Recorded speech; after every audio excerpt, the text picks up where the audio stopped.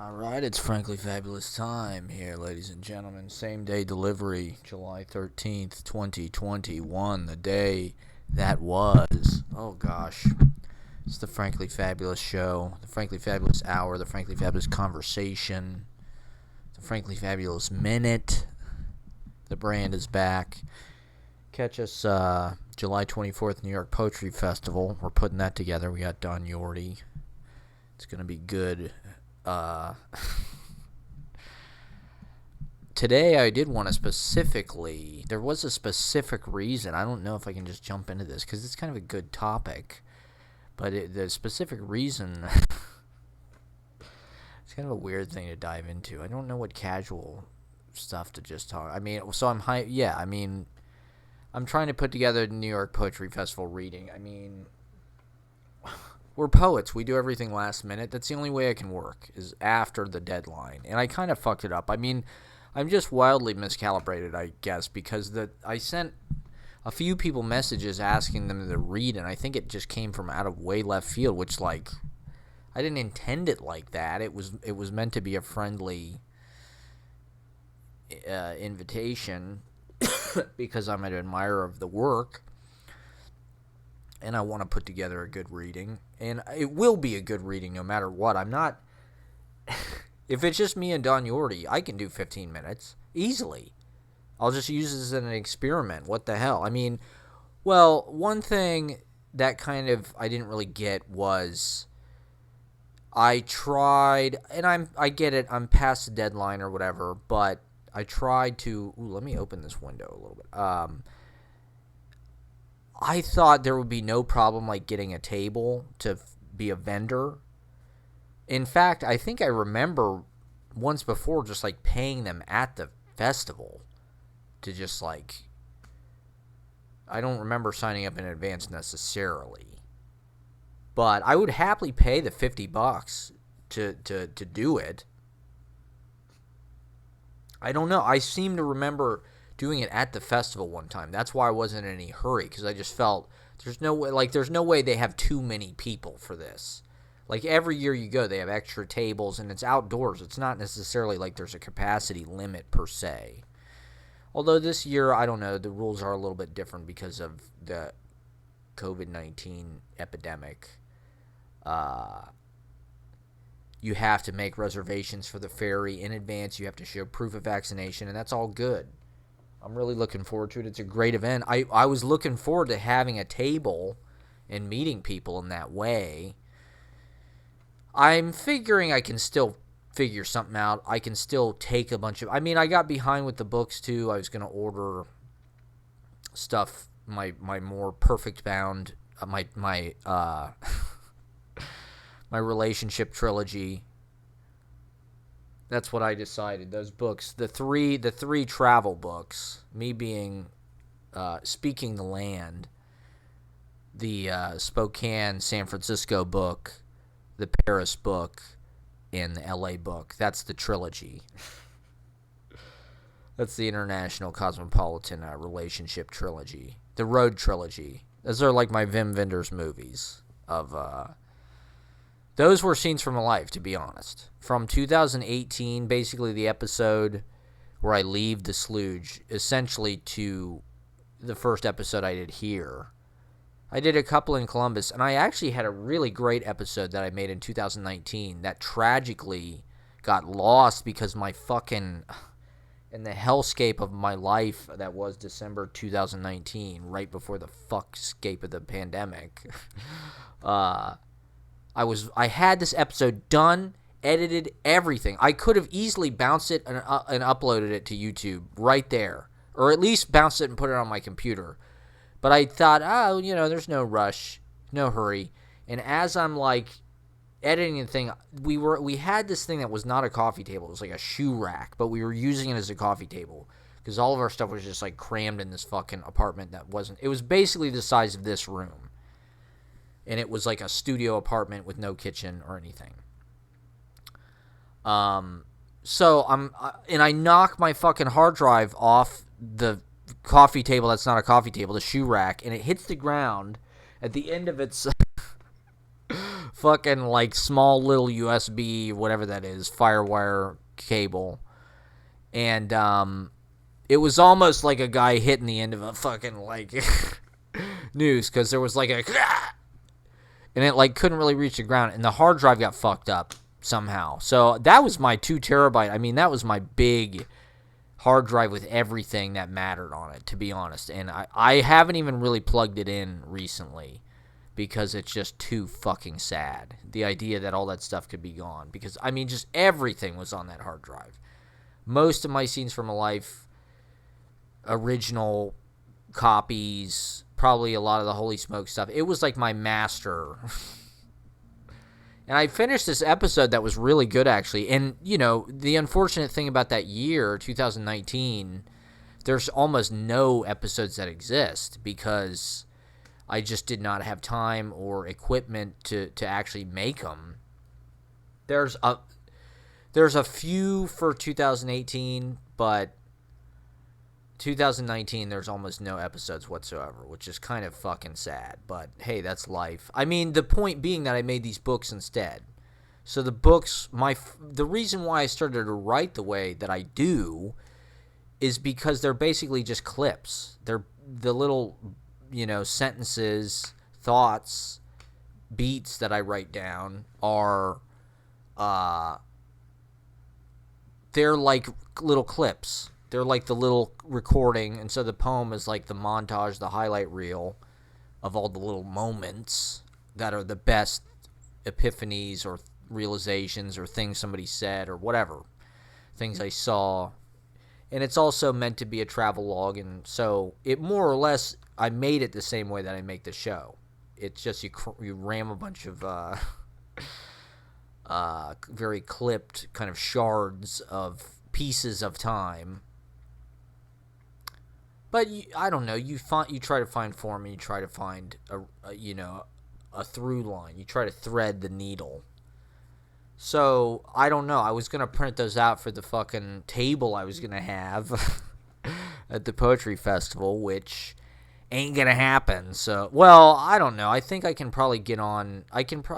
This might work better because now I can actually go to the different readings, and I can probably post up. I think probably Coyote Blood is going to have a table. So I can probably post up there, and I can print out a certain number of my chapbooks and just take those and just sell those kind of by hand. I mean, it sucks. I was definitely looking forward to having a table. It just seems very arbitrary to me. Like they said that it's closed. It's like, what? Why? Who cares? Like, I've been doing this for 10 years. Just let me slip you a $50 bill. Let me use the fucking table. There's going to be an extra table anyway, probably, you know. I'll bring a blanket. Like, I don't know. So, I don't know. I'm kind of bummed about that a little bit. And I'm just behind on everything. I fucked up with the readers. I just got way behind, like, on everything. I'm just, like, I take everything so slow because I'm rolling in time as the prescription, was written, and so everything just passes me by, and I don't know. I think I missed my I missed my bus or something.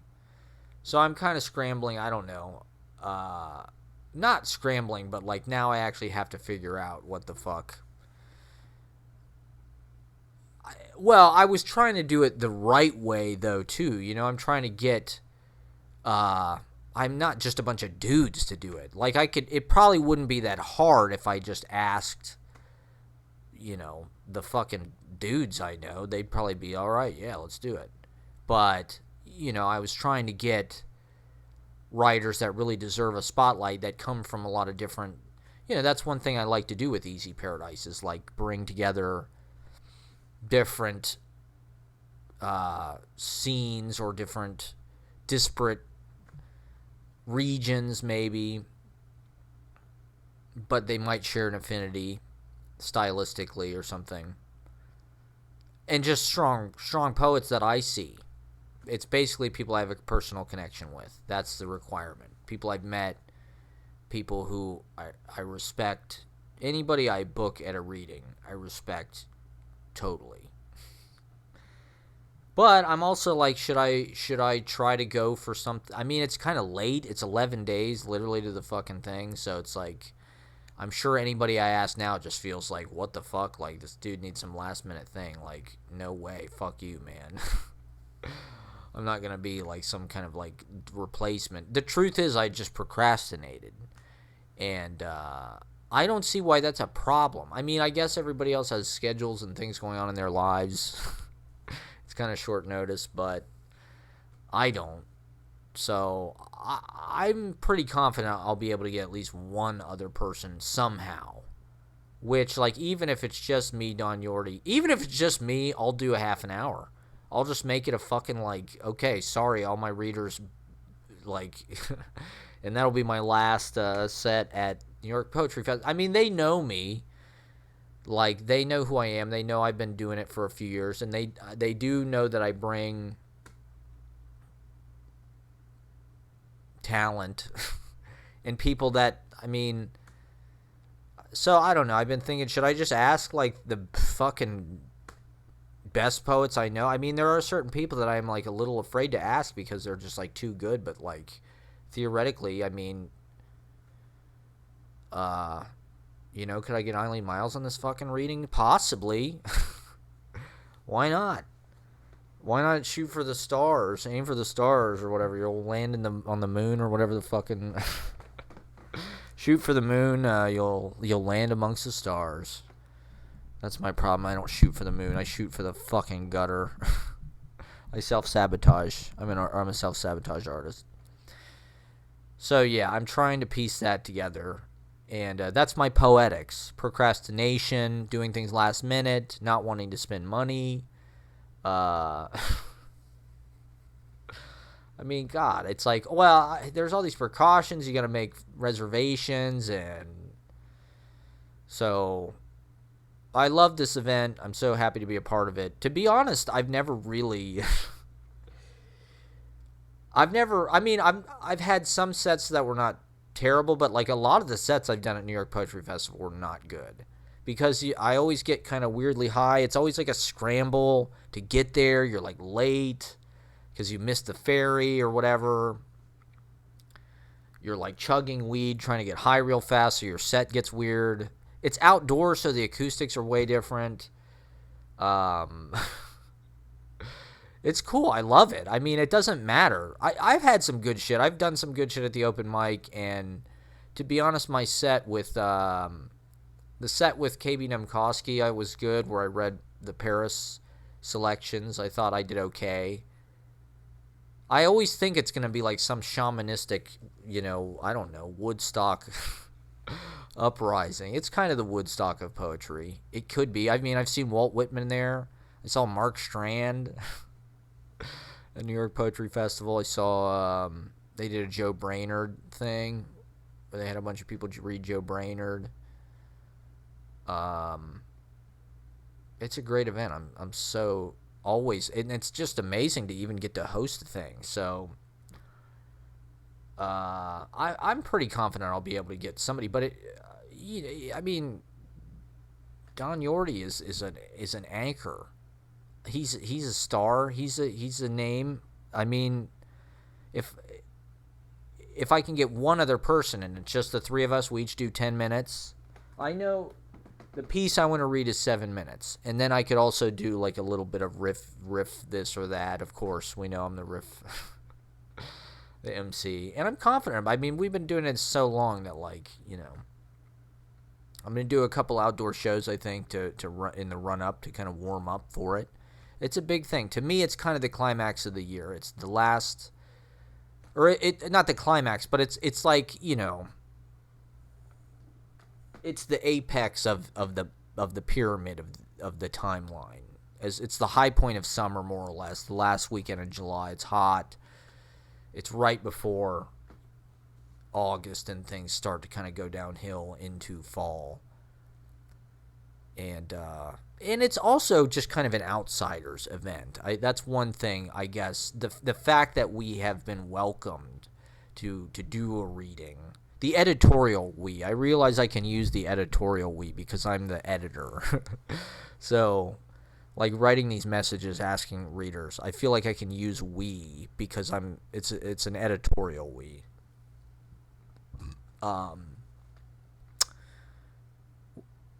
They're not like, well, who the fuck are you? And like, we don't, I don't know any of the people that actually. I don't know if I should say this on the internet, but I did match with, I think, the one of the higher ups. And we didn't necessarily, we didn't go on a date, really. I fucked it up somehow, of course, like usual in the messaging phase of things. But I like that they're just cool with accepting us for who we are and allowing us to participate, because it does give us a forum, and there's always a bunch of people there. And I love these kind of events, these book fairs, Brooklyn Book Festival, Small Press Fleas, where all of the people that make chapbooks, all of the Ben Fama will be sitting behind the fucking Wonder table or whatever. And of course, they do this in all conferences, science fair, whatever. Like that bio meme video I made. That was like a tech, bunch of booths and shit, people displaying. So that's one reason why it is important to have a table. Maybe I'll just take my own fucking table. It's like, that's just such a heavy blow. It's just such a dumb mistake to make. I'm sure I can probably post up at somebody else's table, but also just like, I feel like an idiot because I'm probably not gonna get on their map or in their guide or anything. I don't know. I don't know why I find it like so inconvenient to book this stuff. To be honest, it's just I have been booking stuff, and it has been kind of like a central aspect of my art, to be honest. Throwing parties, booking events, putting different bands together with different poets, different venues, different environments, doing it Beyond Baroque, doing it at Columbus, doing it at the Sludge, doing it at the Last Resort, doing it at the Portal at the Spa, doing it at Muchmore's, doing it at wherever.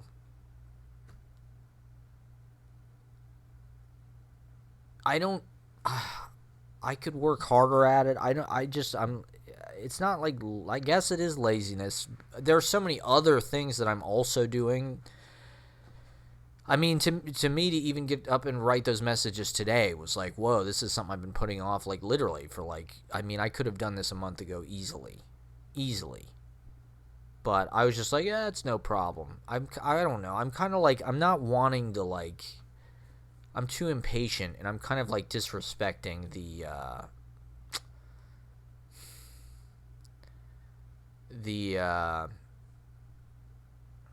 I don't know, like the decorum or the ritualistic kind of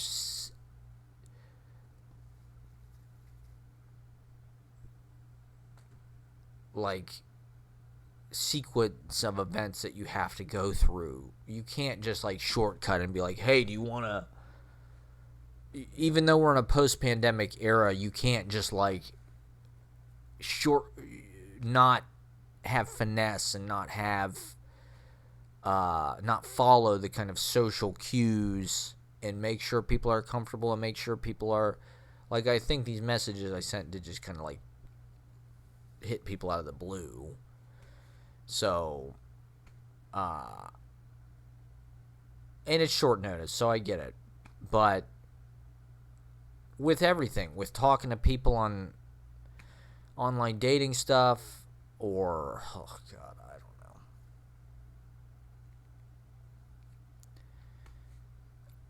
It goes hand in hand with, like, the bitterness I feel about the way that I feel like I've been fucked over. Particularly over the last year, but really over the last few years. As I've just gotten entangled with all of these relationships with all of these people, it has been like a karmic just jumble fuck of like chords that are like all strung together and shit. And it just gets worse and worse and worse, and like tangles and tumbles onward like a tumbleweed of electronic cables.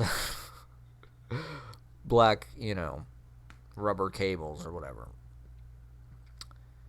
And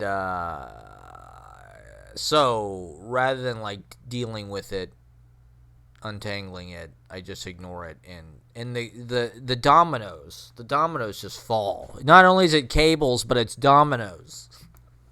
It's karmic dominoes.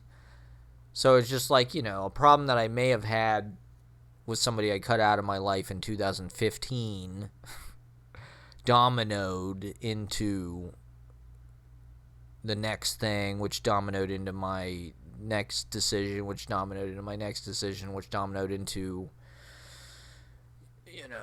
how I ended up home for the pandemic, and into it's just weird because I really have my dream life right now.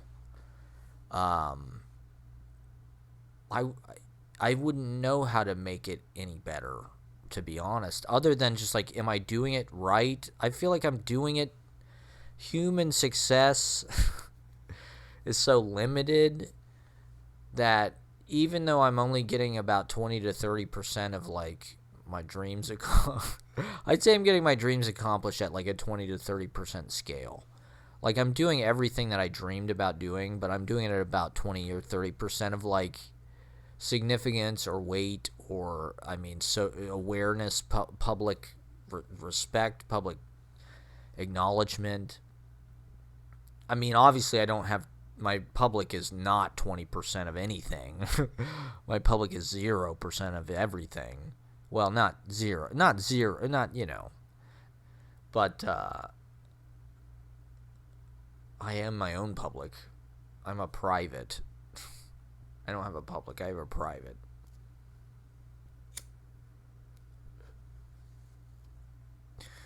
Why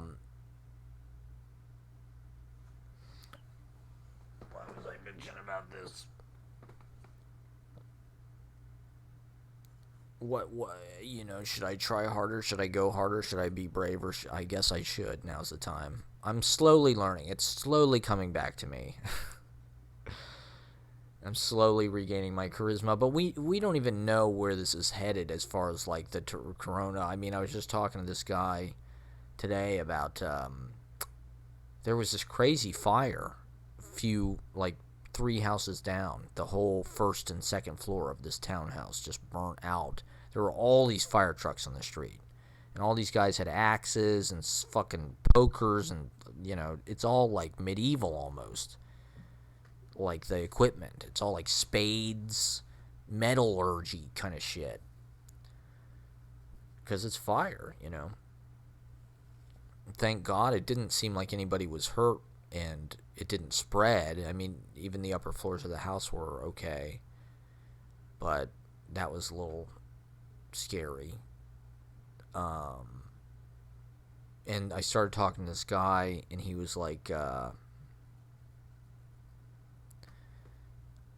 what the fuck was the original thing I was talking about? He was talking about faith. Faith is more important than hope, but not in a theological way, like Emerson, or like, I think he said Thoreau. Did he say Whitman, or did he say Thoreau? He was an interesting dude. It was an interesting conversation for like 2 minutes, and then we went our separate ways, and I'll never see him again. It was long. It was like we probably talked for 10 minutes. God, why did I bring that up?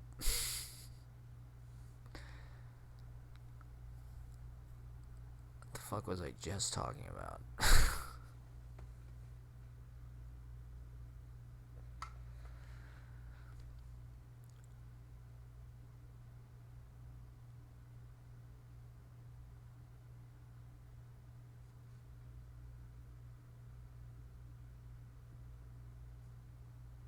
I don't know. Somebody said recently that the people around you can be messengers sometimes, and they can bring messages from above or whatever. So I've been thinking about that idea recently. And sometimes strangers will just kind of they'll just know. It's almost like they're guides in the simulation, and they're sort of breaking the fourth wall, and they're acknowledging, like almost like video game guides or something along your journey. They kind of step out of the impenetrable, amorphous CGI liquid wall of most of the things you don't interact with, that you just kind of walk around and look at, but you don't really like go through into. You're not really permitted access, or they're just not for you. There's certain waypoints. I guess it's the game, it's the quest of our lives to sort of figure out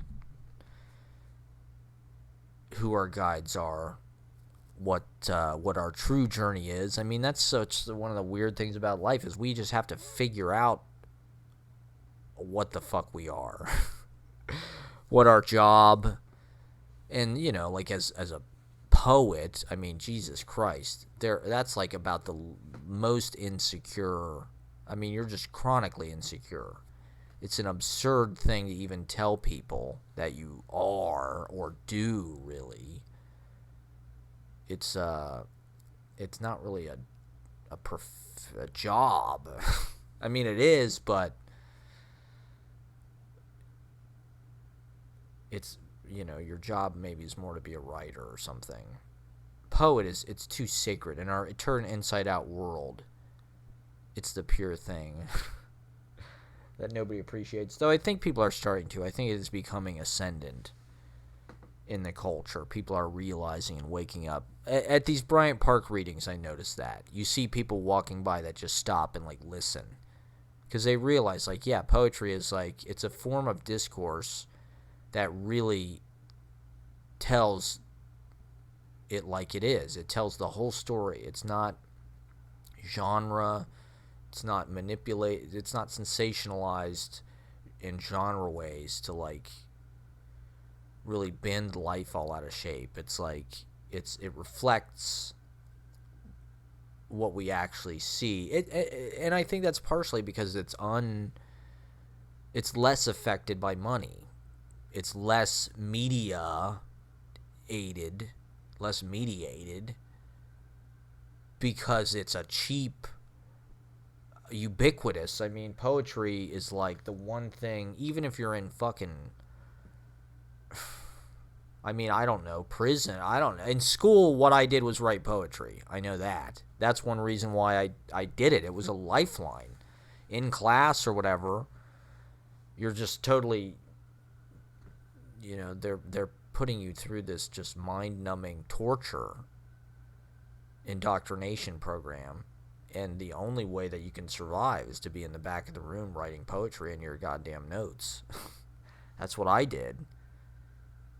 And at a certain point, you just start to, our whole society laughs at poetry to the point that it's really not even acknowledged, to be honest.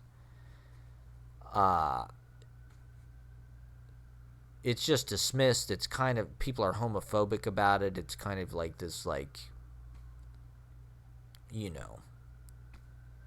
our masculinist, or what was just previously masculinist society. And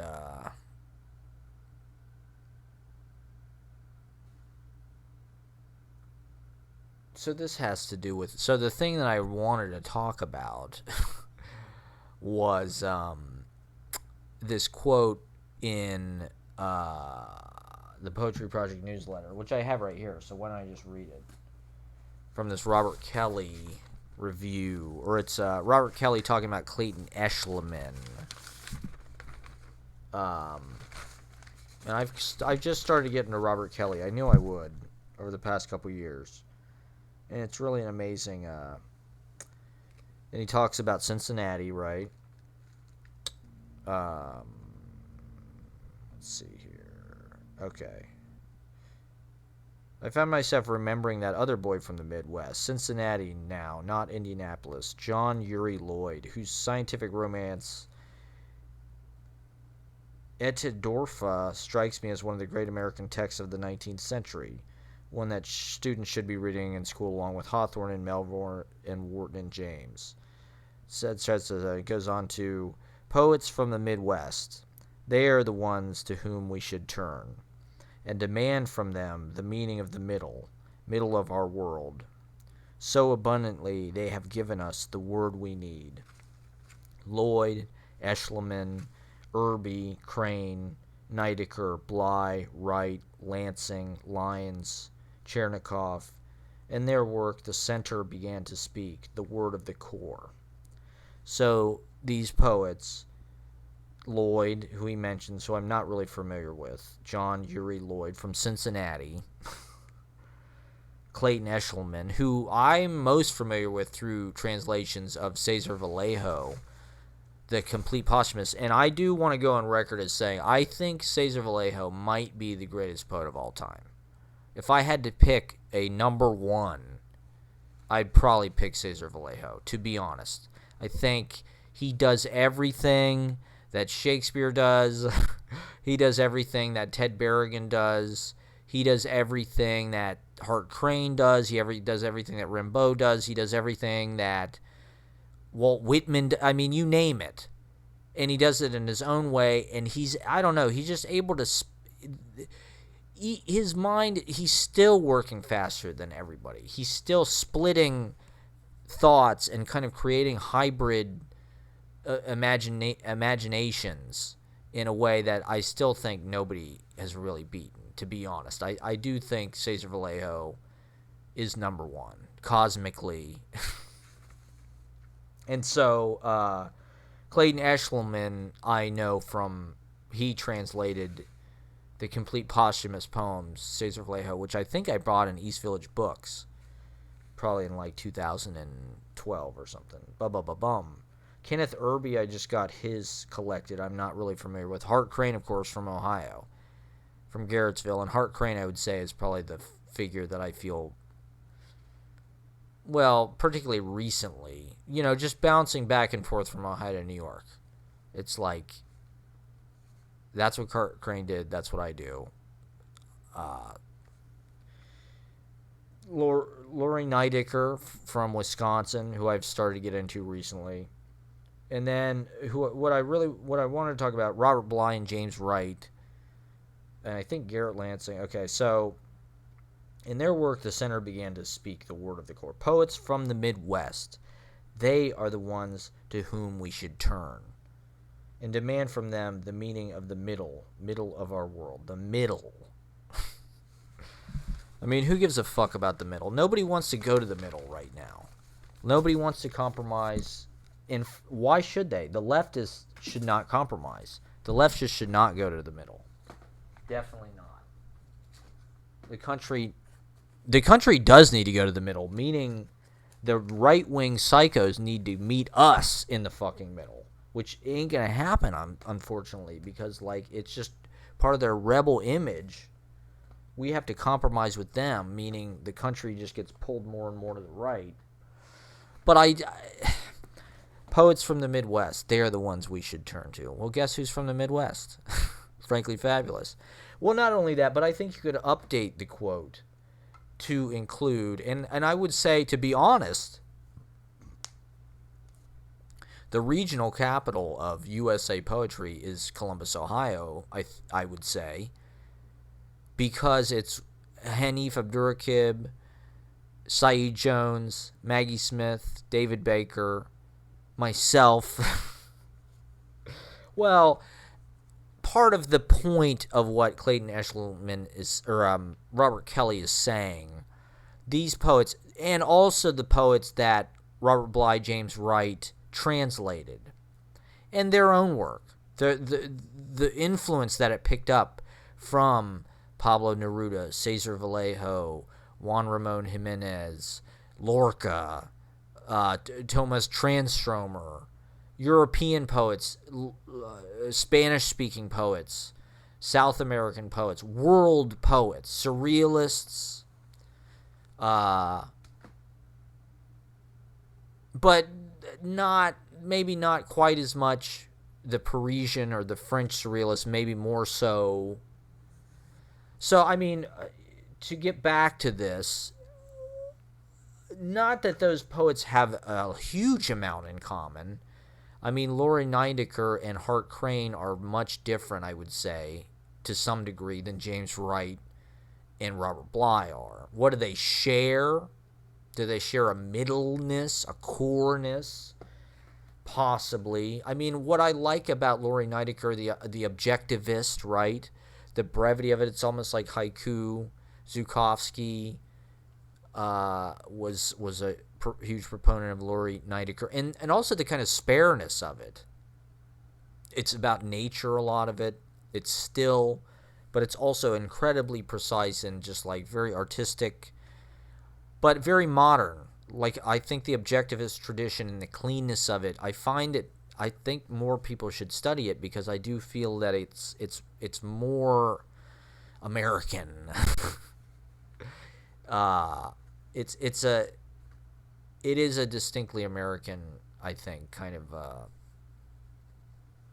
clarity to the pattern or something, in plainness.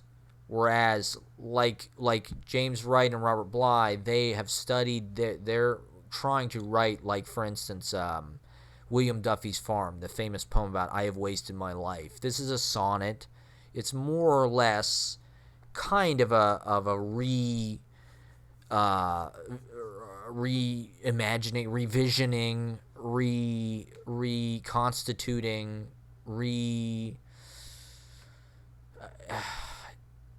it's like it's taking the kind of psychic strains of it and sort of like following those kind of like streamers or tapers, but it's situated in his imagination and the things of his life, these horses and this fucking stones and the sun and the light and the pine tree and all this, the hammock. There's animals. So it's like, it's kind of rustic, it's kind of farmish. It's that place. It's Minnesota. But you can feel the Rilke poem, right? The archaic torso of Apollo, the "I have wasted my life," right? Which is also a very, you must change your life. I mean, you can tell it's sort of, he's flipping it.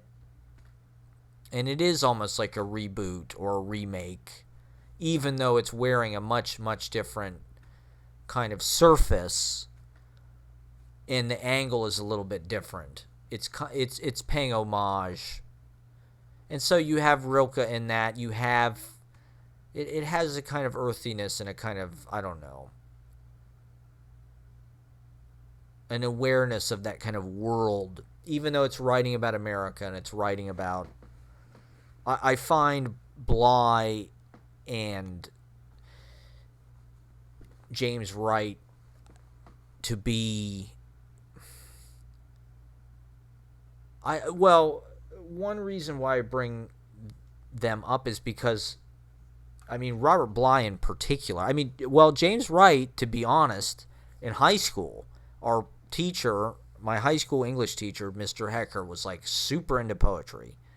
And we had a Walt Whitman unit where we did the whole thing, Leaves of Grass, Song of Myself, and we did, I was lucky enough to have him twice. I had him freshman year, and then he switched to be the junior English teacher, so I had him twice. He was a great teacher, to be honest, very influential. That's where I read, we do poetry readings in class. I remember reading, Lawrence Ferlinghetti stuff or whatever in a class in the reading, We did a poetry CD where we recorded stuff. Allen Ginsberg, and I read On the Road, of course, in that class, for the class. But we did a whole unit on James Wright, because James Wright's from Ohio. He's from Martins Ferry. And so I remember reading "The Branch Will Not Break," and that was just I didn't really get it at all. I didn't understand that, but it was a very vivid phrase. It was just so cold and kind of blue, and just like, that phrase doesn't break. The branch will not break. It's an interesting thing to say, because in our society, you're looking for that satisfaction of the break, the crunch, the connection, the instant gratification, the moment of, and James Wright's work, a lot of it is about depression and embracing solitude, embracing sadness. But it was local, so it was something that they could justify teaching it to us in that way. I do remember reading that poem, "You Must Change Your Life," I think, and also just the stuff about the guys going down into the river or whatever. All these guys laid off, factory workers. Martin's Ferry, I think, was some kind of factory on the Ohio River, sort of like Steubenville, or it's near there, sort of like Portsmouth or whatever. It's one of those Ohio River towns, and so when that work, and he talks about football, the fucking high school football players galloping terribly, and it's just, I don't know, it's kind of like corny, I don't know, like deep soul, wounded man shit. It's like very like repressed, and him and Robert Bly kind of embraced, I think. Robert Bly's maybe a little bit more hopeful. His work's not really about his depression and kind of being suicidal. Like, I think James Wright was like suicidal, I think, to some degree. Like, he was just, he may have had some kind of mental problems or something that maybe weren't treated. I don't know. But it's part of what made him a great artist. I mean, at least that was the sort of way they glorified his image, was, he worked a long time. He waited for this, like Rilke did. Rilke had all these health problems. I think he had leukemia or something, and he waited. It took him, he had writer's block for like 10 years or something, and then the Sonnets to Orpheus like came all at once. He wrote them in like a few days or something like that. They just kind of, so it kind of romanticized that, just like sitting with your silence and your pain and like letting it ripen. And that's I don't know, that's I don't know if it's gonna help your poetry, but there's some sense that that's what poetry is. I mean, that's the stuff I first studied. That's my point. Being from Columbus, Ohio, James Wright was definitely at the bookstores, and Robert Bly was very popular as a sort of a secular regional. He's almost like a pastor or something, as far as like, but he's not a New York elite. He's not San Francisco. I mean, he's from Minnesota. He's almost like Garrison Keillor or some shit. I mean, not really. I mean, to be honest, I do think there's a lot of integrity in particularly Robert Bly's essays. Like, his poetry, to be honest, I think is good. I would like to read it now that I'm a little bit older. I think at the time I wasn't able to embrace the lack of like effect, or like he doesn't, like James Wright has these lines that like clearly kind of like jump out at you, and they're kind of famous. His body breaking into blossoms or whatever. Like, it's a famous poem because of this line. And like Robert Bly, his stuff's a little more subtle, I'd say. It's more, I'd say they're both influenced by like Eastern, right? They're both influenced by haiku and sort of Rex Roth maybe translations, or I mean, Bly went to Harvard. James Wright, I think, went to Kenyon, maybe.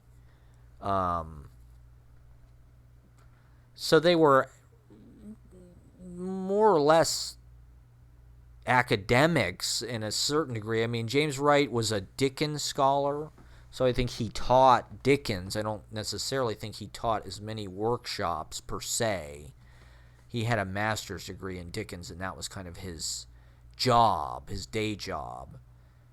But Bly kind of has his own life as kind of a traveling, kind of itinerant shaman guru. You know, he's wearing that serape or whatever it is, and like his big ties, his big. He's an amazing character. To be honest, I can't believe they've never done a movie like a Will Ferrell. Like I wanted to write a comedy script based on kind of Robert Bly's whole thing, because he's just a hilarious but an amazing person, to be honest. And like I said, I really think his essays, I mean, I know for me, I mean, not so much like the Iron John thing, right? Like this is kind of the most famous thing. He's kind of famous as part of like being a leader of the men's movement, which was sort of like, to be honest, I don't know that much about it because that wasn't really the appeal to me. I read a little bit of Iron John, but I was more interested in kind of like almost like his social diagnosis. He had insight and angles just on American culture that nobody else had, that were like so well put and very convincing just about, but they were psycho-spiritual. They weren't necessarily the same thing that somebody who was writing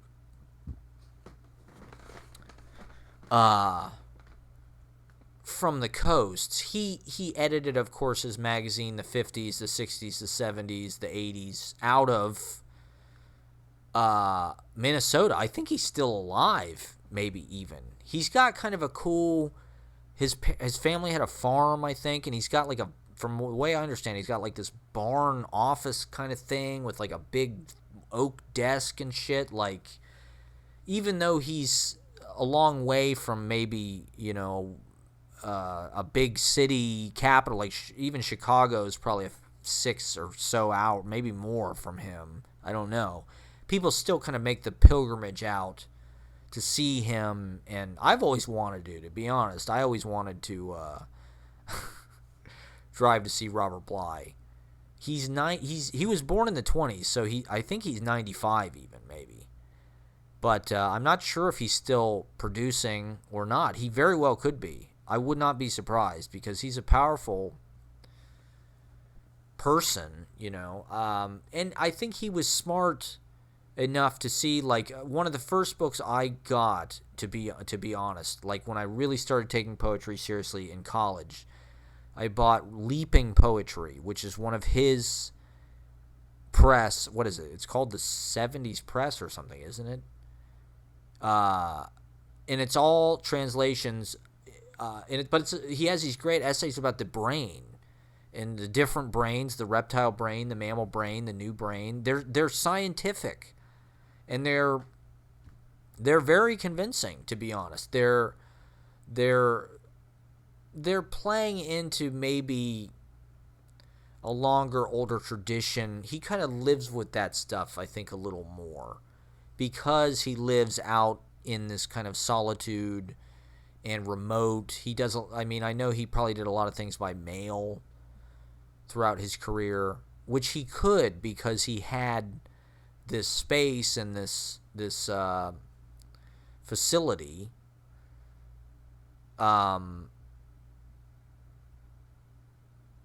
But Leaping Poetry is really an incredible book, and it has stuff, I think, by John Wieners in it. There's even a John Wieners poem. In addition to, it's mostly like Lorca. He says Lorca is the best poet of leaping.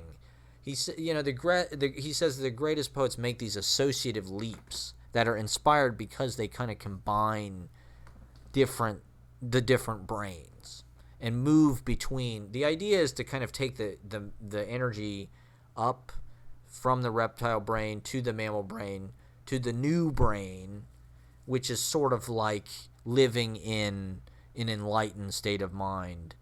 And the idea being that you're vibrating, or your brain is working on such a high level that like it almost emanates like a heat or like a light, which is like portrayed by a halo typically, right, in like religious iconography. The idea being saints or Jesus or whoever, they're living in the new brain because they're enlightened, they've meditated, and so they kind of, you can see kind of halos, not literally per se, but, you know, I don't know, this kind of stuff was very meaningful to me at that age. I was definitely frustrated by the society around me, the Midwestern society that was on top of the land, right? The white people, interstate, corporate, brutal college sports. I mean, Wexner, Victoria's Secret Mall, Epstein, the whole thing, right? I was surrounded by that. This is what I grew up in the center of it. And, everybody knows that our settlement there is a crime. And the brainwashing is so, like, deep, and the programming is so deep that, like,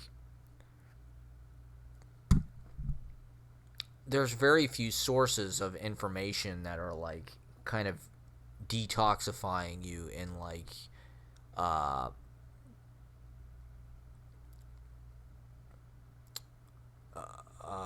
giving you the rundown on or about maybe that it's not right.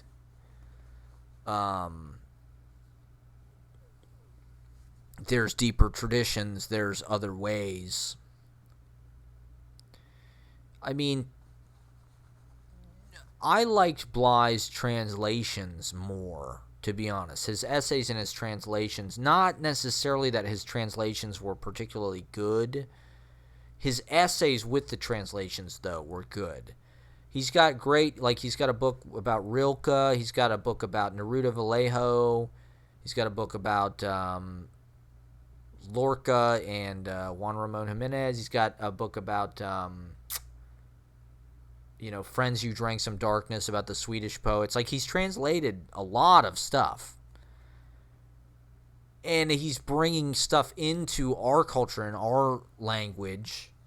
Like, Transtromer won the fucking Nobel Prize. Like, I think probably Bly was maybe one of the first people to really recognize and translate and bring Transtromer into certainly American culture.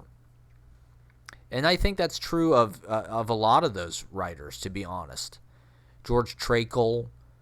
There's interesting stories about what James Wright was on, like, a Fulbright or something, and, like, that's how he discovered Vallejo. I don't remember exactly the stories. When I moved to New York, not that stuff became, like, lame. The first couple years I was here, like 2011, 2012, I was still very much living with that stuff and still reading, like, The Shadow.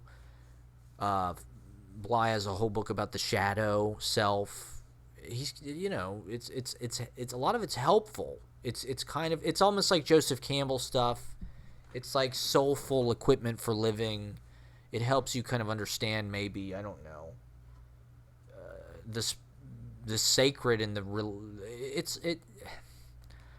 it's a more authentic religion, I think, because he's borrowing from all these world traditions. He has this one book, I have it right here. It's something about nature. He did it for the Sierra Club. I forget what it's called, but it's just like he curated a manuscript of nature poems from throughout history.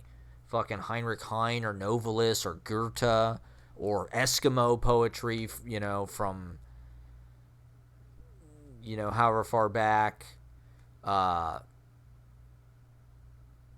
Francis Ponge, and there's essays throughout it. So, like, his translation books, like his Rilke book, he kind of will write essays for each period and each volume to kind of tell you, like, okay, well, here's what Rilke was going through in his life, and that's why this poem, and I'm not exactly sure. I mean, he definitely has his own version of events and interpretations. You can tell he's spent a lot of time with this stuff, obviously. Maybe he's not the gospel truth per se, but his essays are very entertaining. They're not dry. They're not academic. They're brief. He kind of gets in and out easily. I'm not sure if he's still respected as a writer, to be honest. Like, if, is he woke? Or I think probably to some degree he probably will survive the judgments of that. I mean, he's definitely an internationalist. He's translated Rumi and Kabir, and he went to Iran. There's a video of him in Iran during the fucking Bush era. He went to be like an ambassador and to say, we love your culture, and it's not what they portray it as. And he's been on TV and shit. He's been on Joseph Campbell or Bill Moyers, so he's a little bit of a pop figure. I mean, Merwin is kind of a comparable figure, I suppose, with as far as translating and things, maybe. James Wright did translate some stuff too. I can see how those guys incorporated things that they saw in world literature in Pablo Neruda, and I think that was part of Robert Bly's purpose, maybe in translating all that stuff, was to sort of absorb it and like it would come out in his own style and sort of become a part of the weave, maybe.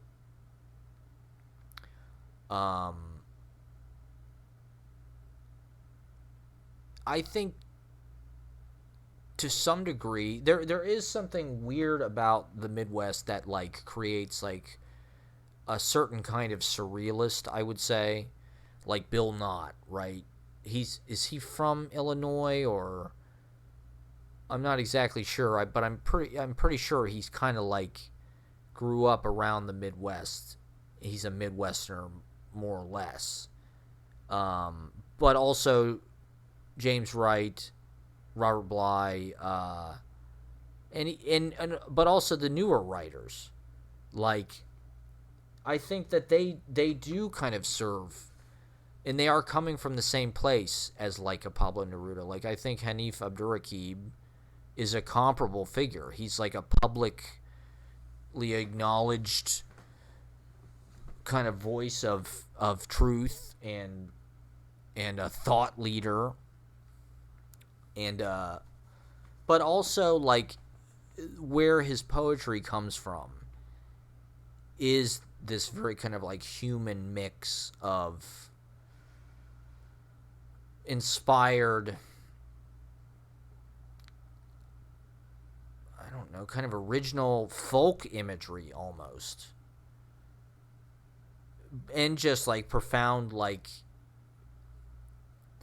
it's not regional or provincial. I think at a certain point, if a writer is strong enough, they can write about a region or from a region, and they kind of are a world writer that represents their region, right? Like Marquez, or, I mean, Neruda's from Chile. Any of these writers I mentioned, I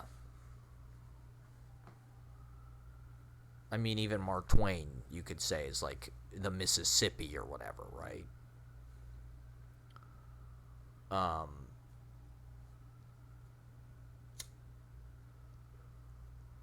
I do think that in Columbus, so why turn to these poets? Why turn to the poets from the Midwest, from the core, from the center?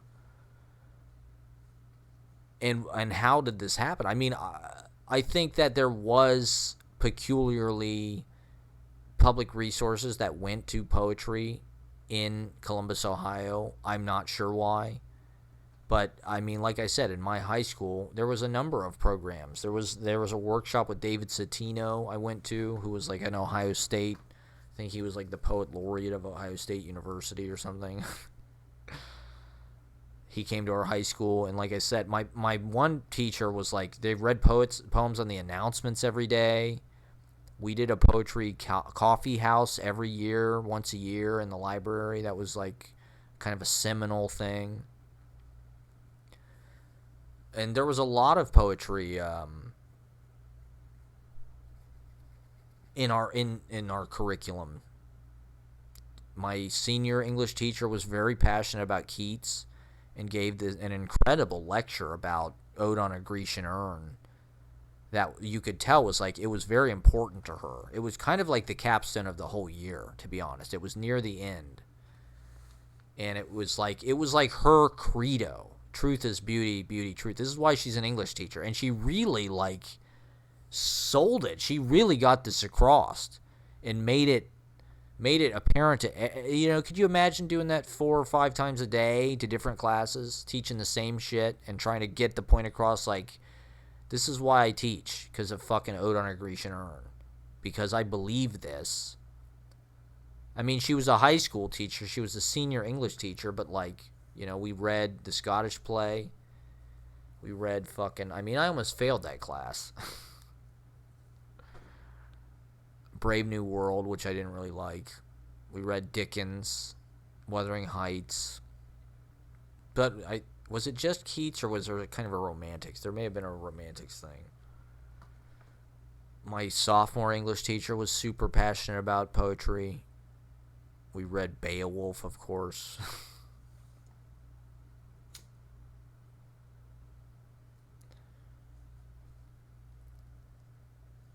I almost failed that class.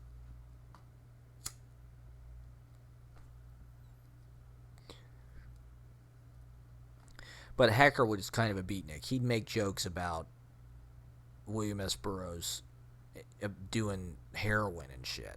He'd be like talking, you know, he'd be making jokes with the students about shooting heroin into his eyeballs and shit. Or about what Steely Dan meant. It's like, wow, Mr. Hecker's cool. He was the chess coach. So he was constantly hassling me to get into chess club.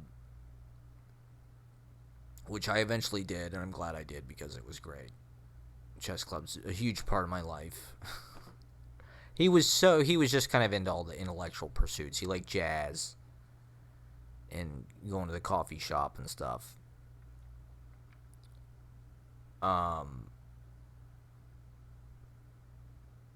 So maybe that's one reason why it's such a thing for. I think to some degree the landscape is spiritual. I mean, what landscape isn't, but like it's also kind of like empty. It's not like the coast of fucking California. It's not like Bodega Bay. It's not like LA, some giant city. It's not a desert. It's not that empty where it's just like everything's tough and dead. Like it's kind of a nurturing home heartland, right? There's crops. It's flat. It's landlocked, especially Columbus. It's not on the Ohio River. It's not on Lake Erie. I mean, I guess most pronouncedly it'd be what the Midwest, that would be Chicago, and those poets might be the kind of like epitome or apex or whatever, predator of Midwest, whatever that means. Well, so I was thinking the other day about how in high school I'd drive my car down to, there was this nice waterfall right underneath this like bridge on this road that was a little bit secluded. I would go down there a lot. I went down there a lot after I got a car. I had sex there when I got older. But I'd go there in high school just to like meditate and just kind of, because there's like a fucking waterfall and shit. It's awesome, you know. And it's very private and like, it feels like you're just enveloped in nature, you know, trees and slate rocks and stuff. And it's 30 feet and there's like a fucking twisted metal car chassis in the bottom where the water is and shit. So it's an interesting place. And I remember, this came back to me the other day, going down there once in high school and writing poetry about the trees over the creek, how they were reaching, but they couldn't. But there was like kind of a bridge, and just like the way that they kind of like split, that splitting and that kind of polar defiance and that kind of leaping, just leaping off of a thought as soon as you get kind of the solid fraction of it down into the next thing, and slamming them two together and grafting them together and creating a new. I think that was kind of the first instance I had of that, where I was thinking about this kind of duality that was like, how when you put magnets, it's like they acknowledge each other, and it's almost like, there's this force in how they repel, but there's still a force, and there's still I feel like I'm trying to get that, even though it doesn't connect, and it's not that invisible kind of force in the contradiction. And so driving through cornfields, the flatness, the greenness, the abundance of it, it's kind of lush. It's a fecund, pardon me for using that, overly literary word, but it's also silent. So I mean, especially for me at that time, growing up in scarcity and just not having the life and needing to escape to be by myself, growing up in sharing my room with my brother, and as I saw during the pandemic, just like all of these fucking like points of view and mentalities and ideas about how things should be just like bearing down at me at all times. I had to get out. I had to go to these nature places. I had to drive my car through the cornfield, or drive to the waterfall, or drive to Cup of Joe Cafe in German Village, or walk around German Village, or walk around Short North or Goodale Park, or I mean, most recently, of course, by the Kinhancha-Consapung or the ravines. Walhalla, I walked through that fucker a lot. Enough times for this fucking lifetime, I'd say. I don't ever need to go back there.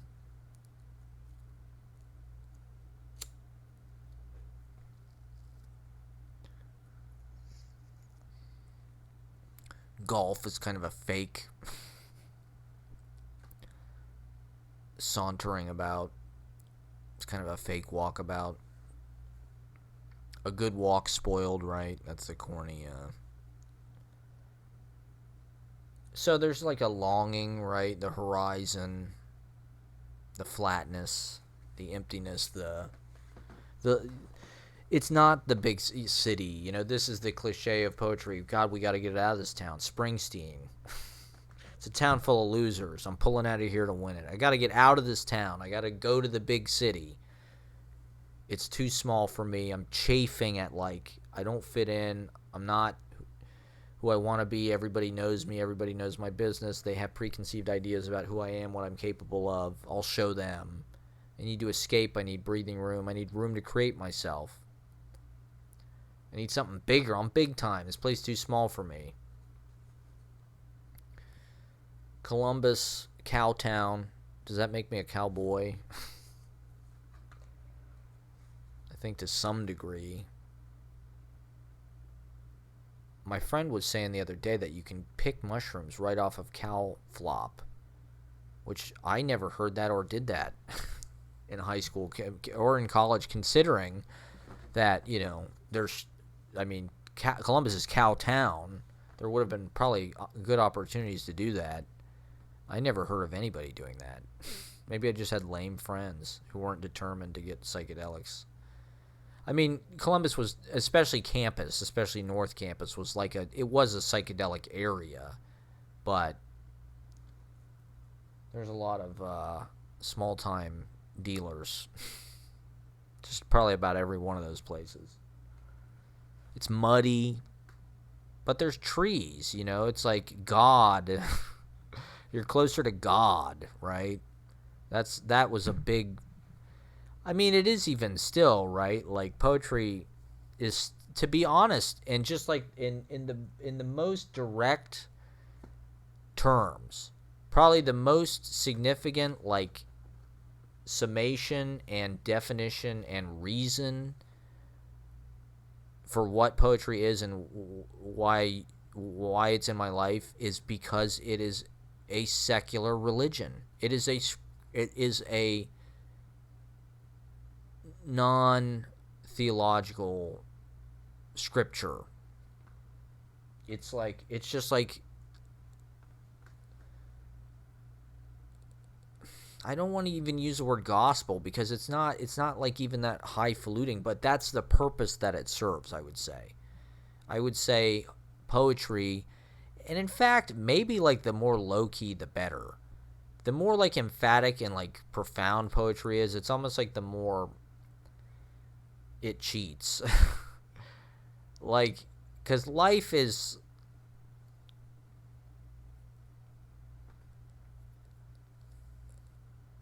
mundane to a lot, and so I think it's holy to be mundane in your writing and just talk about what you actually see and not try to crank it up to 11 and dramatically and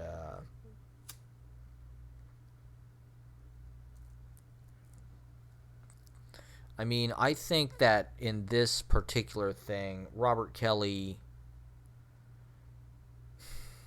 I just don't think that's where things are headed. I mean, Obama was from the Midwest, sort of. I mean, he was from Hawaii, but he, you know, in Illinois is kind of an interesting, on the Mississippi River, once again, Chicago, on the lake,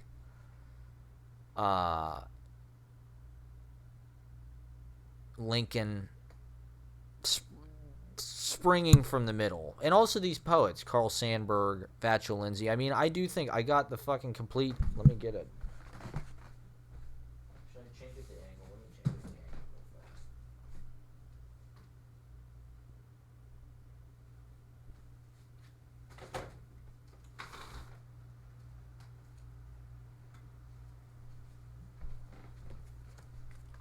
We got the complete Carl right here. Look how big this fucking book is. It's huge. This is somebody that's not that respected anymore. I mean, not. I think Carl Sandburg, from the impression that I get, is he looked on almost like James Whitcomb Riley or something, where he's just kind of this folk, kind of homespun. Like, he's not taken really seriously as any kind of like meaningful, at least not in a huge way. Certainly not like Ezra Pound or something, or T.S. Eliot. But I do think if we want to study the Midwest and we want to study the core, these were the people that I discovered that I found useful over the past year being there. I mean, I love Bill Knott once again, and the American surrealists that come from the Midwest. And I think abstract expressionism, you could read that as sort of a version of that. Jackson Pollock being from Wyoming, that's sort of Midwest. I mean, that's the West, but it's also it's kind of the same shit, to be honest. I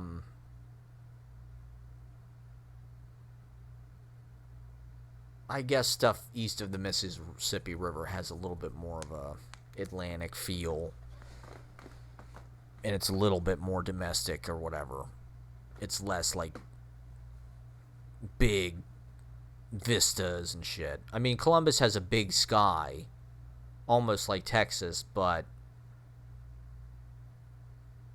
it's not. I mean, Texas, you get this just sense of bigness. The clouds are fucking big. The horizon seems low. The ground seems real low. Whereas in Ohio, the ground seems very close to the sky.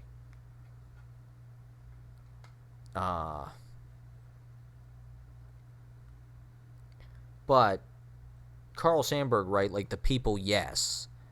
This is a book where he's writing the sound of common voice and trying to do it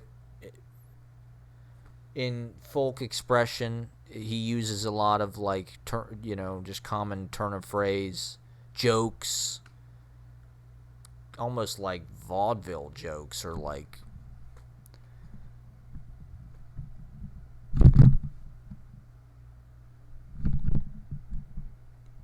and he's a little bit of a bard. His music, I was listening to the Carl Sandburg American Songbook yesterday, and that's part and parcel, I think, of his writing. It's all oral.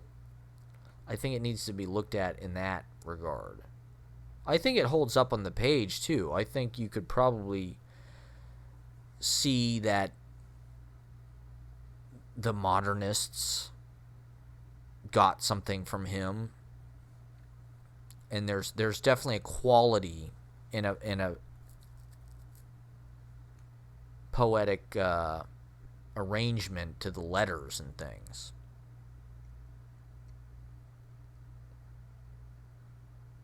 I don't hear Carl Sandburg, or I was also looking at the Vachel Lindsay book. Vachel Lindsay, Rhymes to be Traded for Bread. He would print these pamphlets, go on walking. He'd walk through Kansas, reading his poetry to people in the towns, and he would trade his pamphlets for food. And hopefully he'd find a place to stay if they liked his stuff. Then he'd go to the post office, he'd print more books, and he'd do it again. It's like, that's a pretty modern thing to do. I don't hear that many people talk about Vachel Lindsay. Maybe the work isn't, I don't know. But I think the poetics, these are Midwesterners.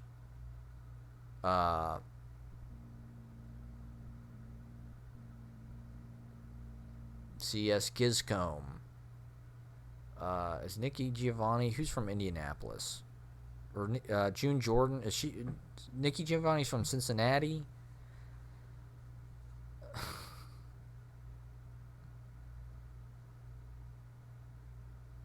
Dana Ward lives in Cincinnati. I mean, my experience being in Ohio, I mean, certainly you are closer to the middle. There's a lot of right-wing psychos. It's not an Eastern Seaboard place. It's not like even Jersey or up the coast, Maine, Boston, even Pennsylvania, Philadelphia. Not quite so much Pittsburgh. Pittsburgh's kind of in between. But anything on the Eastern Seaboard has got a little bit of like a sophistication to it. Baltimore, D.C., Columbus, more a farming place, rural, red state, agricultural. It's surrounded by gun people, hunters, pro-life, Christian psychos.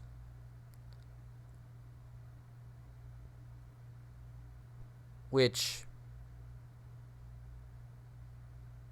I mean, my sense of it was like that's the holy war is being fought there. The heart of it all. That always felt significant and not accidental to me. The fact that Ohio is shaped like a heart. It's almost like the breast pocket of the United States, the where it's located. And Columbus is right in the center of Ohio. And then 270 is almost like a target. Centering that. That's the heart of the United States. And one of the things they say about Columbus is it's a good test market, right? Because it's got just average, middle of the road everything. It's 50% Republican, 50% Democrat. People aren't too this, they're not too that. It's just all, you get all your demographics. So it's just like a very medium. It's a low key place. It's overlooked. I mean, that's poetic.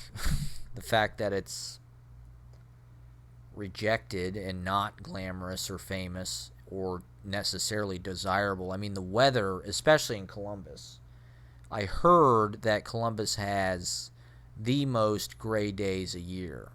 It has the most overcast days per year, statistically, of anywhere in the United States, including Seattle. Which, having lived there most of my life, I would believe that. Because it's overcast like 2/3 of the fucking time. Which is just sad. It's just like, it's just the mood is grim. It's depressing. Which kind of, that's poetry. It's when everything's been stripped away, when you're down, when you're sad, when you're feeling a lot, that's when you write poetry. That's when you need to.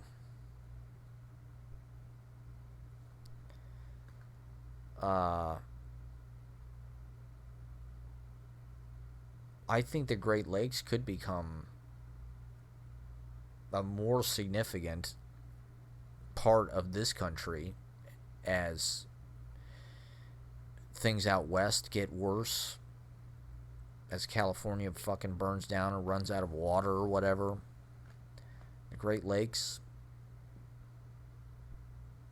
and there's a certain kind of stability there. I think they will continue to be able to grow food there, probably.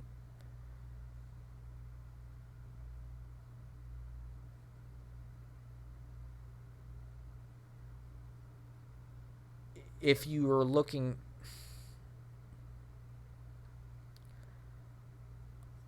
I think the poets of Columbus are the kind of voice of the middle. Maggie Smith, Good Bones, I mean, that was a viral thing. That was popular. I mean, Patricia Lockwood, she's from Chicago, right? She's kind of a Midwestern surrealist. Motherland, Fatherland, Homerland Sexuals, or whatever it is. She's kind of a perfect modern American. I don't know. I mean, to be honest, I find a lot of, like, okay, I listen to WNYC. I don't know why, but it's NPR. And most of NPR culture feels like Chicago to me. It feels like it's coming out of, even when it's not. Like, it just, everything just feels like Ira Glass. It feels like I was listening to this program that was, it was actually poems set to music. So I was like, okay, yeah, I'll definitely listen to this. This will be, and it was all like Lord Byron. What else? There was an Emily Dickinson one. I think there was definitely a William Carlos Williams one. But it was mostly just like classical, kind of like, it wasn't anything avant-garde, or even the music they had it set it to, like, in their mind, this is like really like arty programming, like, oh my god, it's these poems set to music. But the music was like a person from Chicago's idea of like what avant-garde is, which it was just like very, I don't know, it was square to me. It felt like Florence and the Machine doing like chamber music or something. Like, it wasn't noise, it wasn't free jazz, it was like, it was kind of, I guess, Philip Glassy in that it was kind of like repetitive and like these cycles or like loops almost. But, and then they had this fucking reading that was, as they're doing it, I'm like, because it's radio, I'm like, this guy's voice sounds familiar, but I can't tell who it is. He kind of sounds like Martin Short, but it's not Martin Short. And then the woman kind of sounds familiar, and it was just terrible. The script was just fucking terrible. It was all about white people, like, trying to be woke and hip, but they're, like, older, and I'm like, who the fuck is this? And afterwards, it was, like, Kyle MacLachlan and Joan Allen, and it was a fucking short story by Lori Moore. I think maybe even was in the New Yorker. And it was, like, kind of a play. There was a lot of dialogue, but there was also, like, prose shit, too. And I'm just listening to this, I'm just thinking, this is so bad. Like, how did... This is NPR in a nutshell. It's like... It's... I guess this is most people's idea, maybe, of, like, some kind of cultural fancy thing. Like, oh, it's like they're reading it. It's these actors reading it on the radio. And, like, I know I used to think NPR was, like, fancy fucking, like, oh, Garrison Keillor, that's... But now I listen to it, I'm just like, man, this is just very, like, I'm not sure the middle is where we need to be. Like, the middle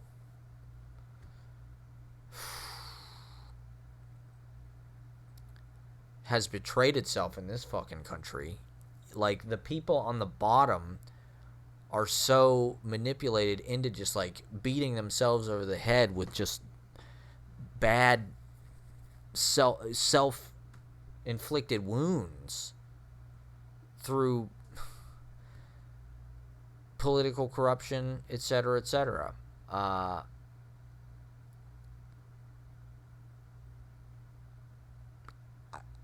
Reading those writers, the writers that Robert Kelly mentioned, they're all kind of older at this point.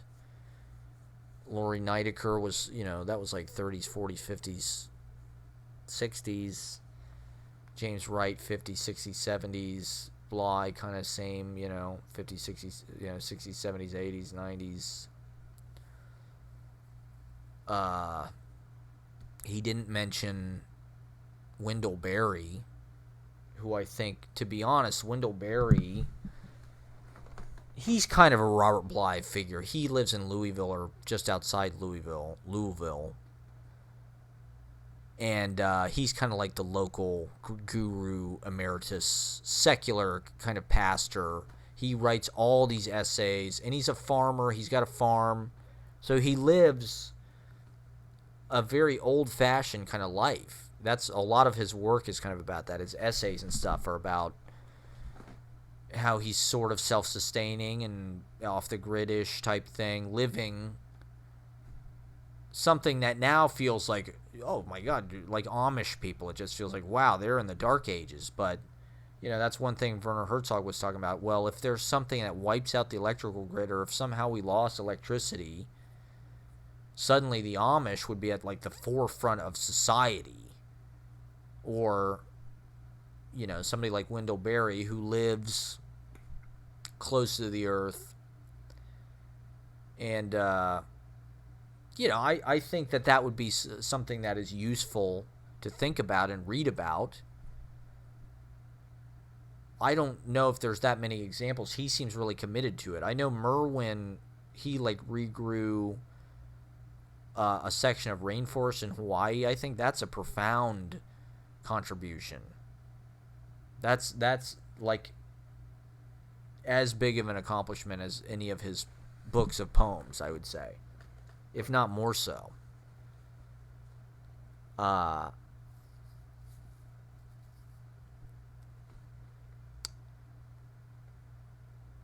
I think the transaction between New York and the Midwest, like one of the things that Bly talks about in his books is he moved to New York when he was young. He moved to New York, I think, in the 50s.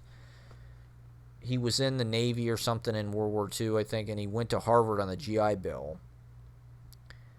And after that, I think he moved to New York, probably sometime the early 50s or something. And he just talks about he moved here for a couple years. He didn't know anybody. He didn't really talk to anybody. He just spent all his time alone walking around and stuff. And so the first couple years I was here, that's kind of what I did. Even though I lived in the house and I kind of got to know people a little bit, I mostly just kind of kept to myself and just kind of experienced New York in solitude, almost like I was experiencing Ohio. Ohio, I just really felt like alienated. I felt like that was one thing that I liked about poetry and why I turned to it, because it felt like nobody else cared about it.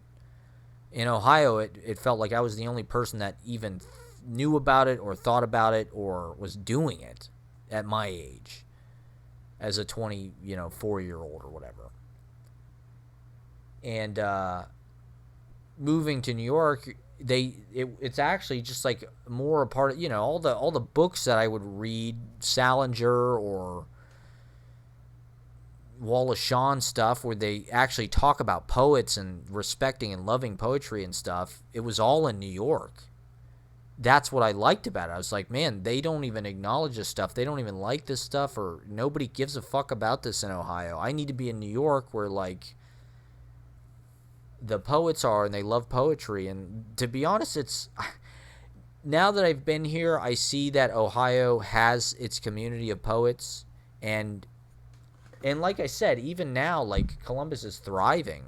Scott Woods is really, if you want to read a Midwestern poet that is going to tell you the fucking time of day, read Scott Woods. I mean, to be honest, and this is just my critical truth, I read a little bit of They Can't Kill Us Until They Kill Us, which is Hanif Abdurrahman. It's kind of a collection of, like, I guess, like, stuff for magazines or maybe internet stuff. I didn't really think it was that great. It was kind of just like, you could tell it was just stuff that was, like, written almost for like a periodical. It didn't feel like some kind of really heavy essay. I haven't read his book about Tribe Called Quest, or maybe the stuff that's a little bit more heavy duty. And then the poems, like, I think that they are real, and I think that they are like what America needs right now. And he is working in, like, a very exciting and, like, high level voice that just needs to be there. Like, we're very lucky to have it. The fact that he's from Columbus is kind of incredible, actually, because of all the voices in the whole country. For some reason, Hanif Abdurrahman, I mean, he was just named guest editor at Tin House. BAM, he's like a guest curator at BAM. Like, he's pretty much, I would say, maybe the most respected voice in a certain way, working in that niche, kind of between, like, pop culture writing and, like, National Book Award nominee winner type level stuff. But also, like, I mean, his readings are super packed, and they're like gigs. I mean, people just, like, love. He can go on tour and shit and play a bar, and it's going to be, like, packed full of people. Like, there's not too many poets at that level. And I do think that what he has to say is, like, crucial to this fucking country's soul at this point.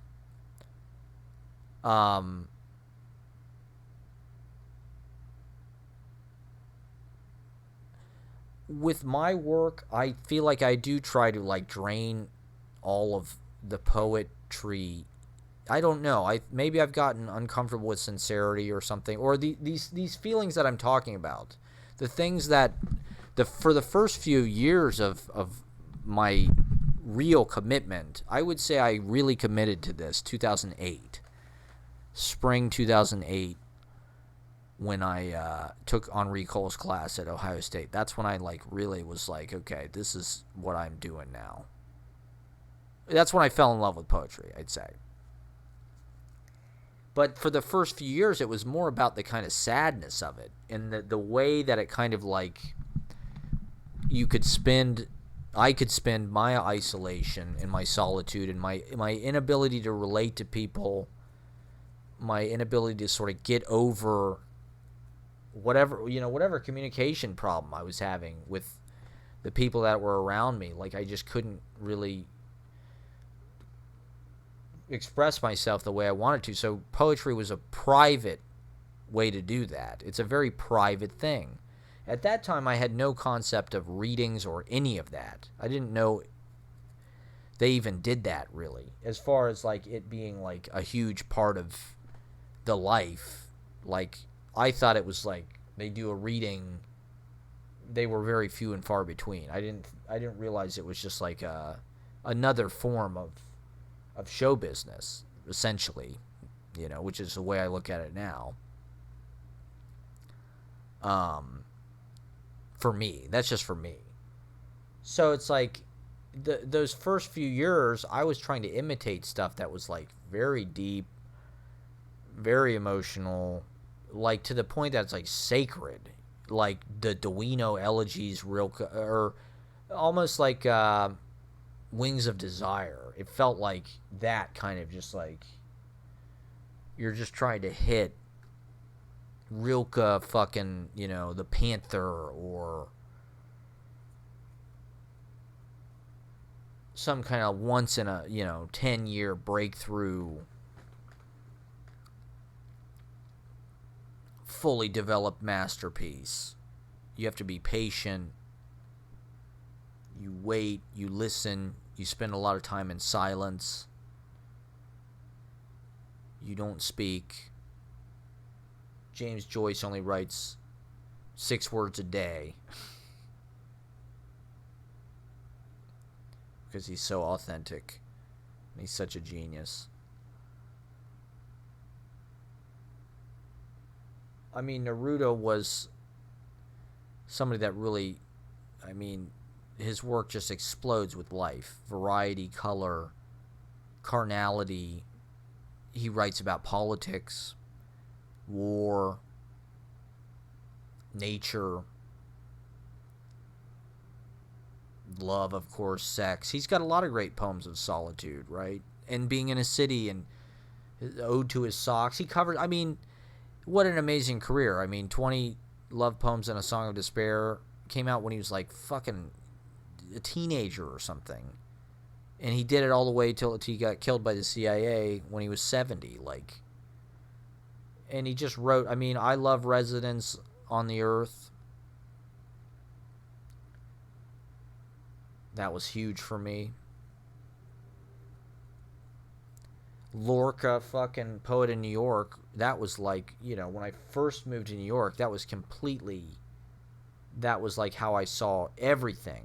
I saw everything through that lens. And it did, even more so than Hart Crane, and even more so than Whitman, which were like probably the other two New York things I really read a lot at that time. Poet in New York really felt like site-specific. I discovered Frank O'Hara in 2010. Or not just, started reading. But the first time I moved to New York, it was much more Lorca and, to a lesser degree, Hart Crane. Maybe not that much lesser. The way that Hart Crane wrote about the subway. And Hart Crane was just very early on one of the first poets that I fell in love with. His book was probably like the first thing I really got. I had this translation of Rilke by Galway Kinnell that I remember just like really having a big impact on me. But before that, it was probably the Hart Crane complete poems. That was like early 2008. I remember sitting there with a glass of red wine, drinking it, reading it. And is he a Midwestern surrealist? I don't know if I'd say. Hart Crane can do everything, right? Kind of in a way. He's weirdly classical. to some degree. Like, it all does feel like fucking Shakespeare, or like what Marlowe is the kind of influence everybody talks about with Hart Crane. But I don't know. There's something about Hart Crane that's like so distinct and hard to define, because he was sort of working at the time of T.S. Eliot and Ezra Pound, but he's not really doing that per se. He's not doing really what Whitman's doing. He's more mechanical than that. But I think he was trying to like basically advance what Whitman was doing. You can definitely see Keats type elements, but he's way more of the city. Like, can you see a lot of Ohio landscape in Hart Crane's poems? Like, maybe I think he tried like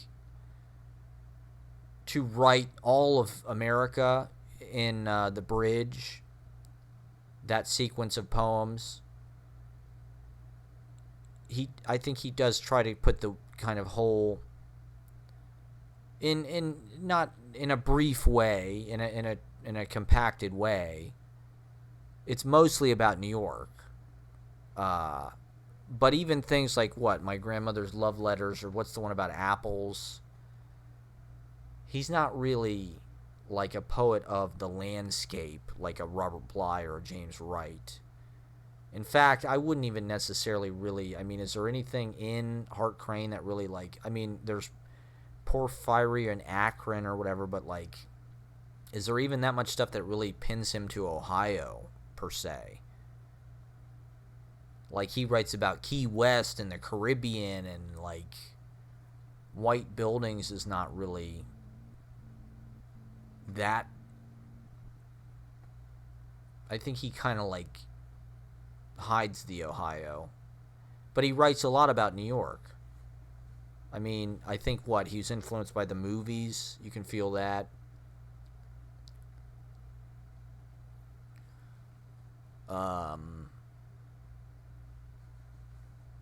He's, I guess, more comparable to Wallace Stevens. They both like work in maybe a little bit more, like Ezra Pound and T.S. Eliot are like open field to some degree, maybe. I don't know. I mean, T.S. Eliot definitely did like all his quartets and all that shit. That's in like kind of a closed form. But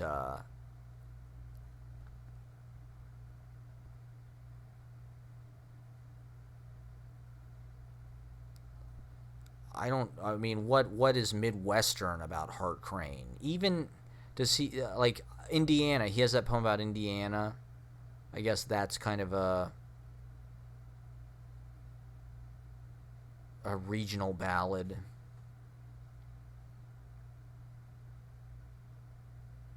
And there's a lot of, like, indigenous, Powhatan's Daughter and things like that.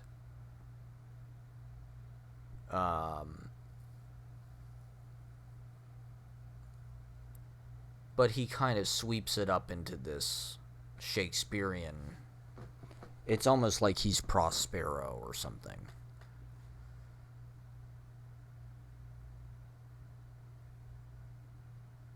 He's modern, but he seems like he's also writing from something like very far back. Like, his work kind of has the thunder and the rhetoric of like an Elizabethan Times Square, even though he's talking about Times Square or the subway, or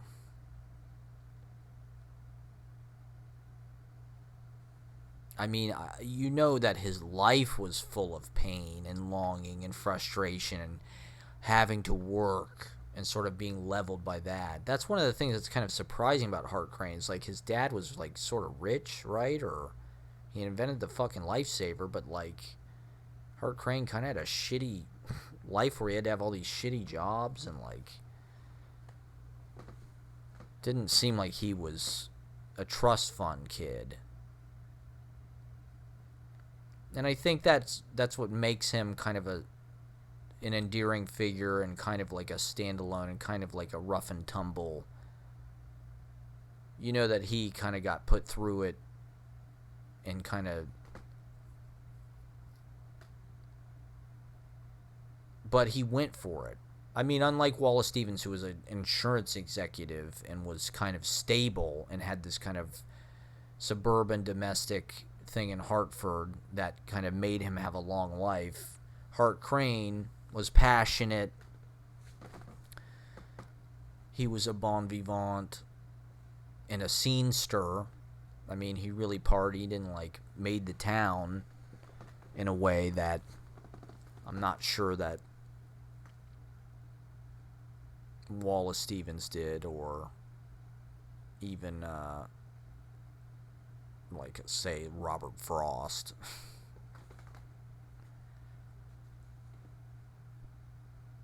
He didn't go to college. Who the fuck knows how Hart Crane learned what he learned?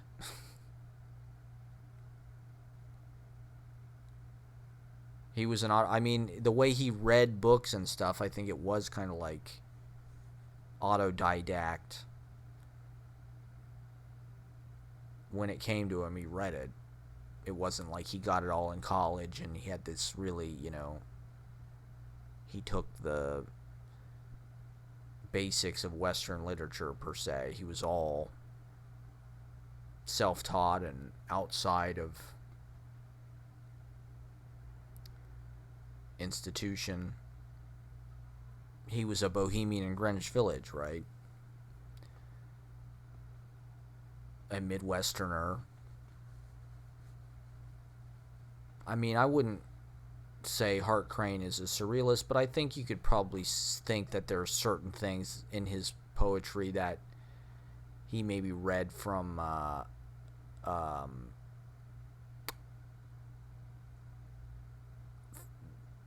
European, French writers or Russian writers or something. There's like a collage, or maybe that's a movie thing, like a mechanistic.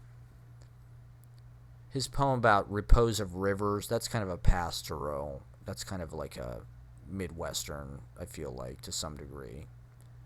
Or voyages. Well, that's more of a poem of the sea. The thing about Midwest is like there's not really a sea there.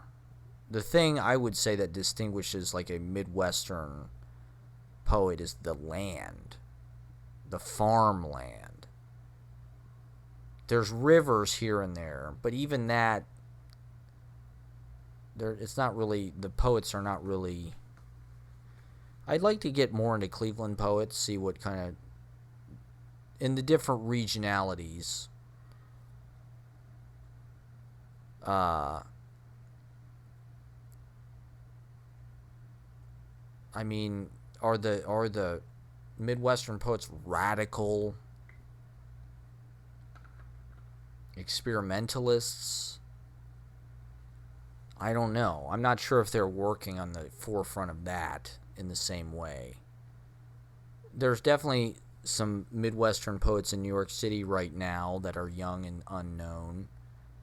And I would say that they're kind of middle in a way that's... I don't know if we need that, like, kind of old-fashioned, like, integrity right now. Like, I think reading people from new peripheries probably is what needs to be heard.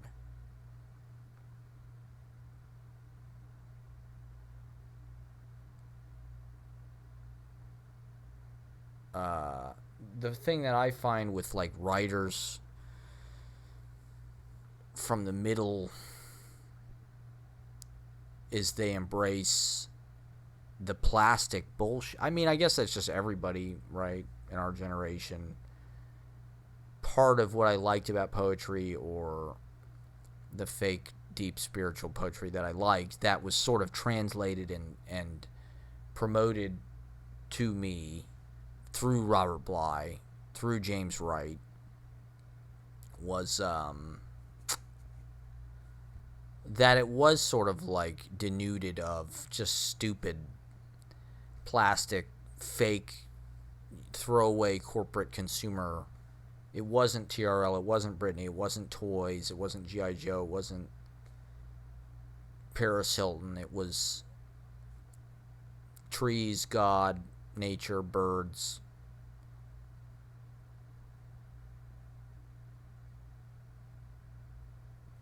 I mean, especially if it was old or whatever. I definitely was under more the idea at that point that you had to write things that didn't have references because they were supposed to be like eternal. In order to have something that would like live forever, you couldn't like talk about Britney Spears or something because nobody would know what the fuck you're talking about in the year 2400. Now it's like my writing is entirely time-sensitive references. And I think that's more truthful because that's the way our lives are. I think as we become more civilized, like just like the stuff that we're surrounded by, the stuff that we see, the stuff that we interact with, where we live, it's all man-made. It's all references. It's all... I mean, especially it's just like movie quotes. Fucking, growing up or being in the middle, being in the Midwest, all people fucking do is watch TV, right? Watch fucking Amazon Prime or HBO Max or MCU or whatever. And so, what do you hear people say? You hear people repeating fucking movie quotes. You hear the same classic rock songs over and over again. Like, this is the Midwest. This is the middle. This is the core.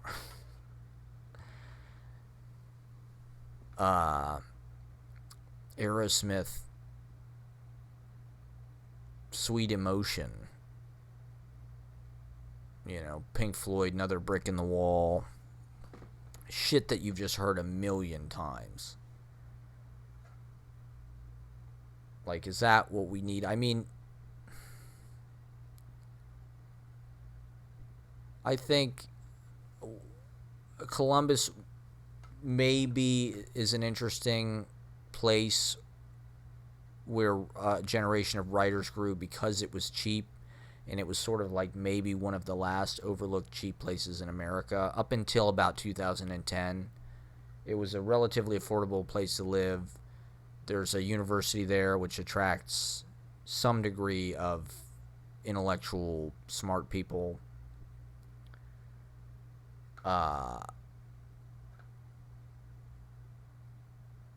But that all changed. It's now gotten expensive, and so it's not going to be this leisurely... All the half-price books, that was one of the greatest things about Columbus was there were a lot of good used bookstores that were not that expensive. That's what I would do. I would just, drive to the different... Every couple days, I'd go to a different half price or whatever. The days before, buying shit off the internet. And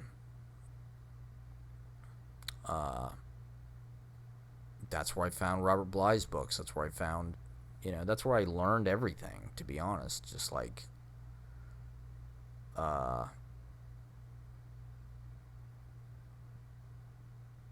is John Berryman from the Midwest? Not really, because he's from Florida, right? Is that the Midwest? But he killed himself in Minnesota, which is the Midwest. That's where Bly lived. But he went to Columbia. I don't know.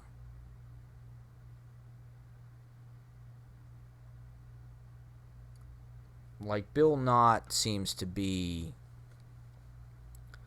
maybe the perfect... Well, I don't know. I don't know why I'm prone to tying the surrealism thing. To be honest, I don't know if I've ever really been a surrealist. Although I think a lot of my friends are... Like, the way everybody I knew in high school was attracted to like Adult Swim or Aqua Teen Hunger Force. That stuff always kind of annoyed me. I'm not sure why.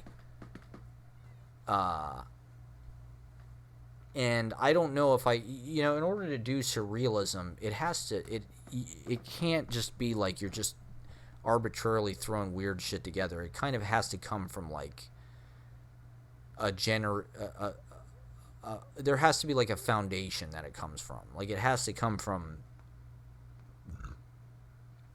something. It just has to have some kind of inspiration or hook into it. You don't have to know what it is, but like you can't just throw weird shit together necessarily.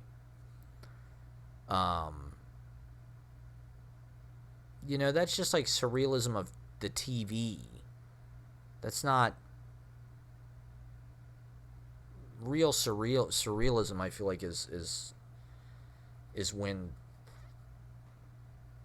things happen in real life, physical, tangible, that are confusingly disjunctive contextually.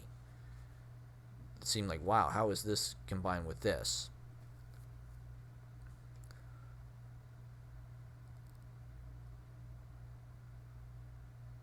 To me,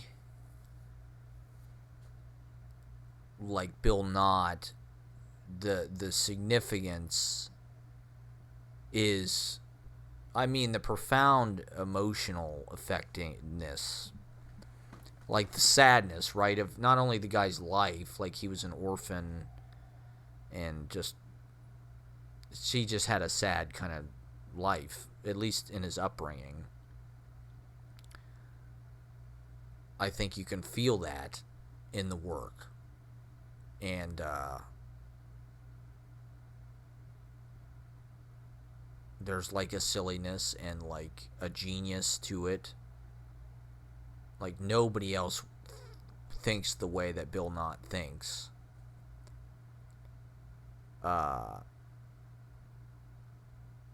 He kind of talks about, well, he's very formal, but in a kind of a quirky way.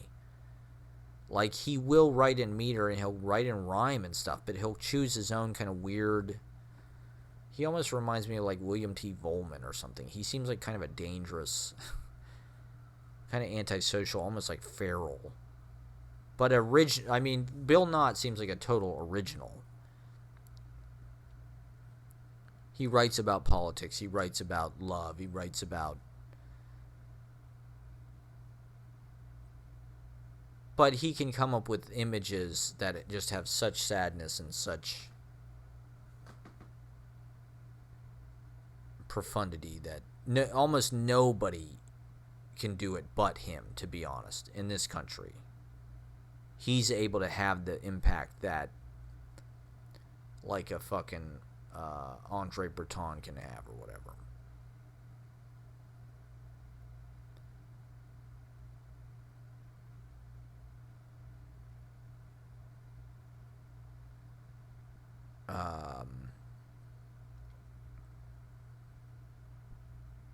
It's kind of an uneventful place. It's between here and there. It's between the two coasts, but it's not so wild and country. Like it's kind of a meld between the red state cowboy gun crazy Wild West people and the smart, thoughtful city ethnic Democrat left people.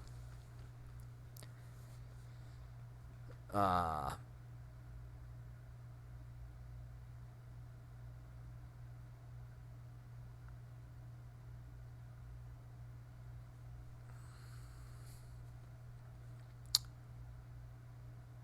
think the New York writers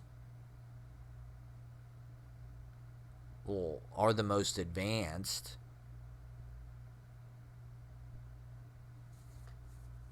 But, Berrigan spent time in the Midwest. Michigan, Iowa, Chicago. Alice Knott, was Anselm born in Chicago?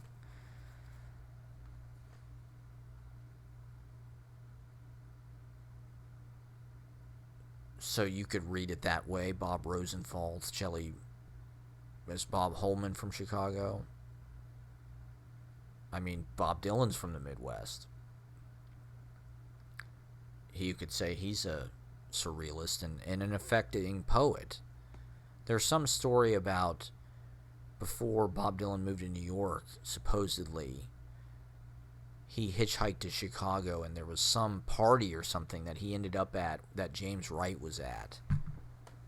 And maybe Bly. And they spent the whole night having him play folk songs on the guitar. Because he knew all these obscure. And so they kind of hit it off. I'm not sure if that's true or not, but it's kind of a cool story. That would have been 58 or 59 or something. Or maybe 60, I don't know. Maybe Bill Knott was there too. I mean, I think that's why people have so much respect for Bob as a poet, because he's able to capture certain feelings, certain love kind of feelings in a way nobody can. You know, Girl from the North Country. He cares. He wants her to be taken care of and to be safe and warm, and even though he's had to say goodbye and whatnot. So or Don't Think Twice, It's Alright. It's just like everybody relates to these songs for some reason. And they're profound kind of emotionally.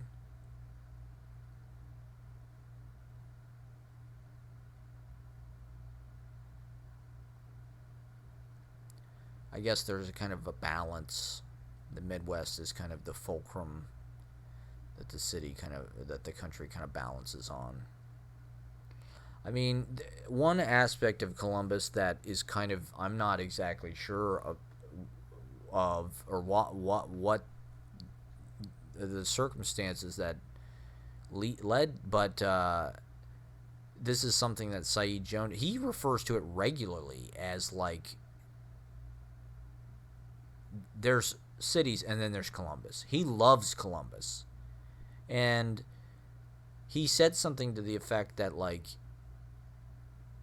I think as a black person, maybe it's easier for him, or there's something about Columbus that feels, I'm not sure, welcoming or familiar, or I think he said something about he was in a McDonald's or something, and he overheard a table of like black people eating and laughing, and there was like such a comfort and such a warmth and such a familiarity to it that he felt like that was, you know, the place he wanted to live. I'm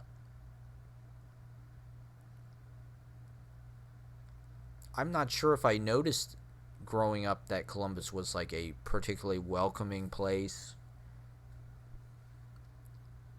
to black people specifically. I mean, I would suppose like Cincinnati has like horrible riots and shit. Cleveland, I'm not exactly sure what the story is there, but I know there are parts of Cleveland that are not very safe.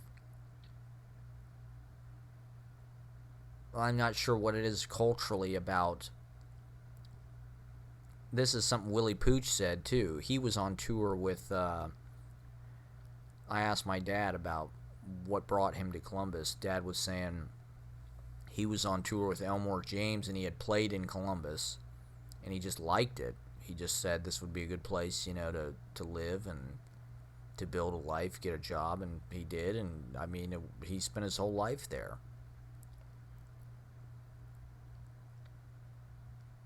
I think that's something Columbus should be proud of. I mean, Michael Coleman, the mayor, was black. That's definitely something they should be proud of and they should promote. I mean, I certainly noticed that there is like a strong and vibrant, and you know, of course I was like a part of it and interacted, you know, growing up,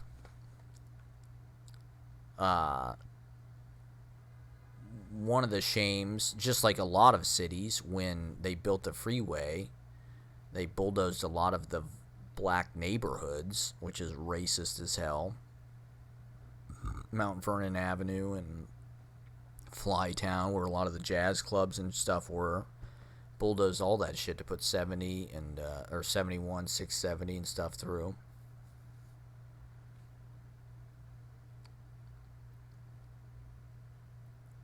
I mean, I definitely was aware of a little bit of racist type shit growing up, but I suppose Columbus would have been maybe less than other places, like maybe in the South. But it's certainly a segregated city. I think anybody can see that. But it's a sprawl, and there's no mass transit, so the segregation is kind of hidden in a way. It's not like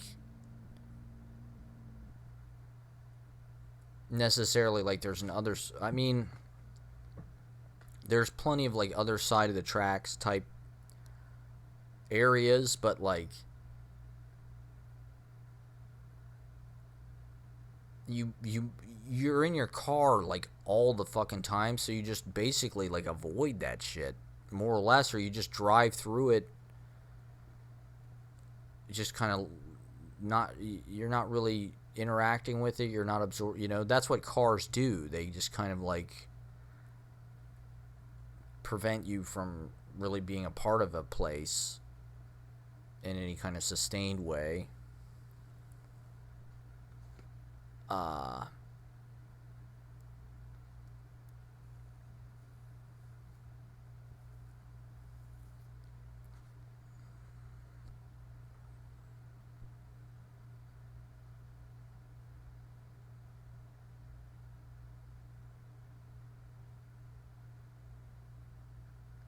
I mean, to me, I think a lot of poetry like lacks a sense of humor. Like, what does Frank O'Hara have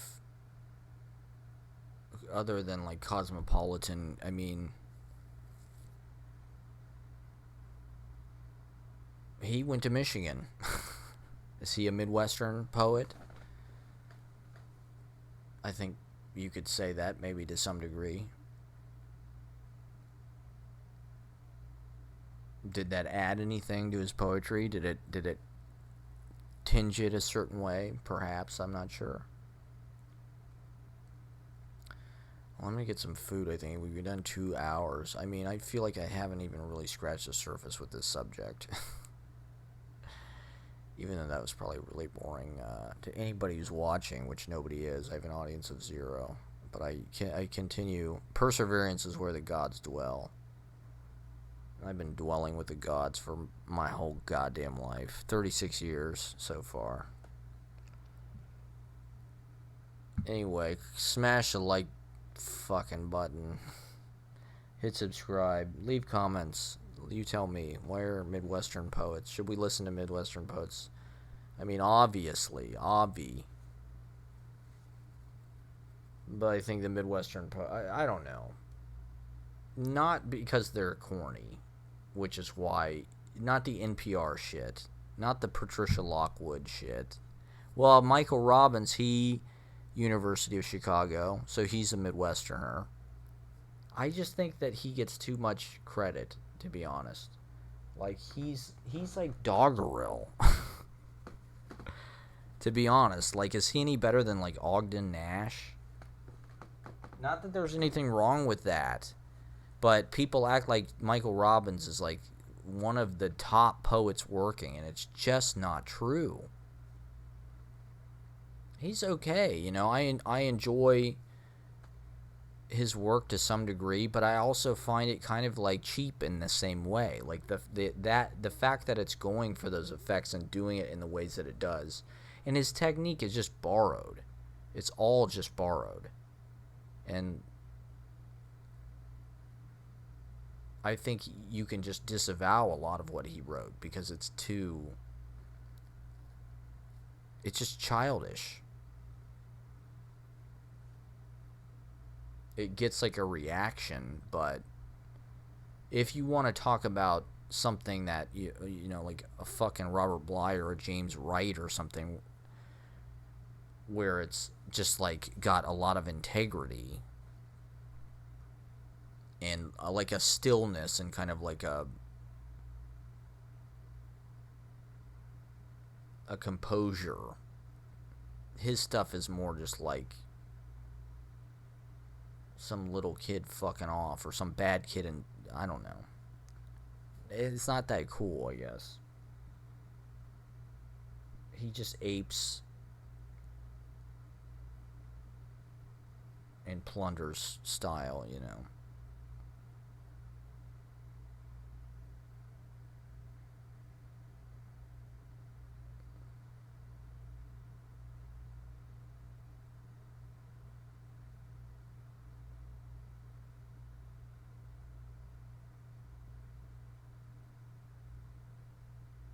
Is it a non-regional dialect?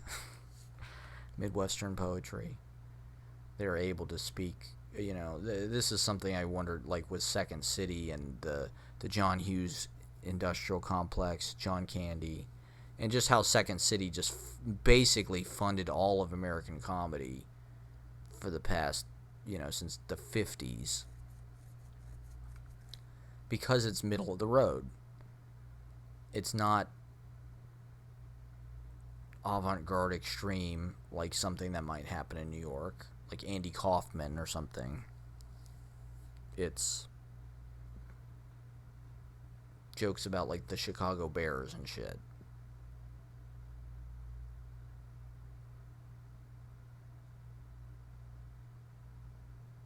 Poetry Magazine is in Chicago.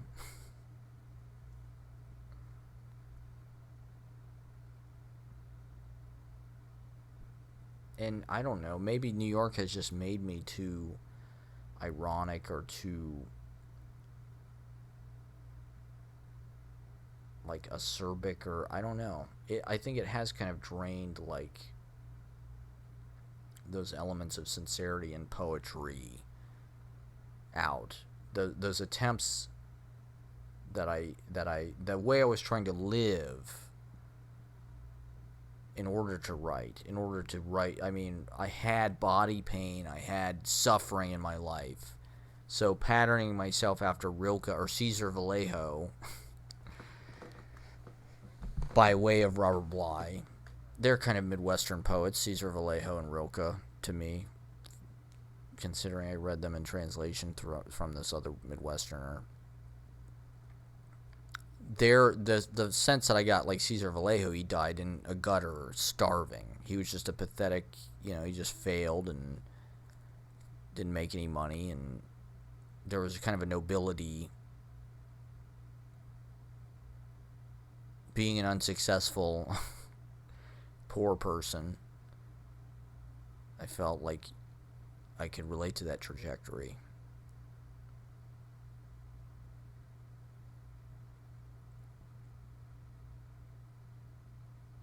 But now I go for those kind of effects within. I mean, Michael McClure is a nature poet. Eileen Myles is a nature poet. Philip Wayland, nature poet. Language poetry. Does Robert Bly like language poetry? Would those, you know, Charles Bernstein, is that considered? Bruce Andrews. These aren't poets from the Midwest.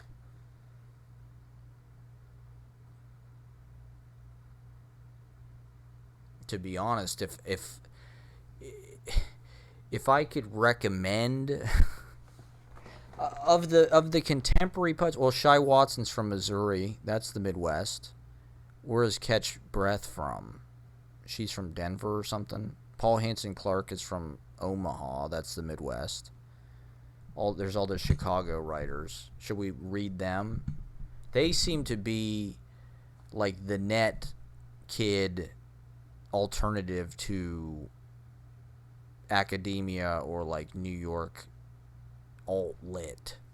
Or I guess they're kind of tied in with that to some degree. Like they're kind of tied in with New York Tyrant and Ben Fama and all that shit to some degree.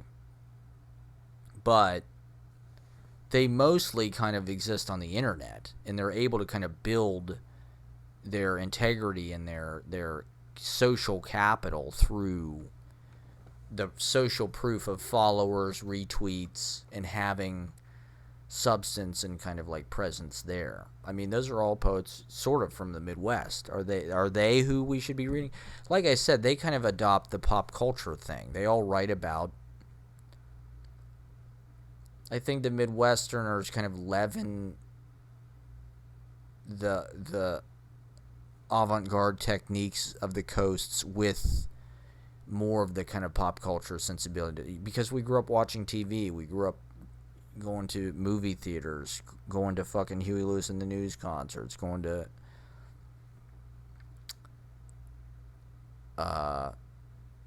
see fucking Don McLean play the 4th of July in Dublin, Ohio.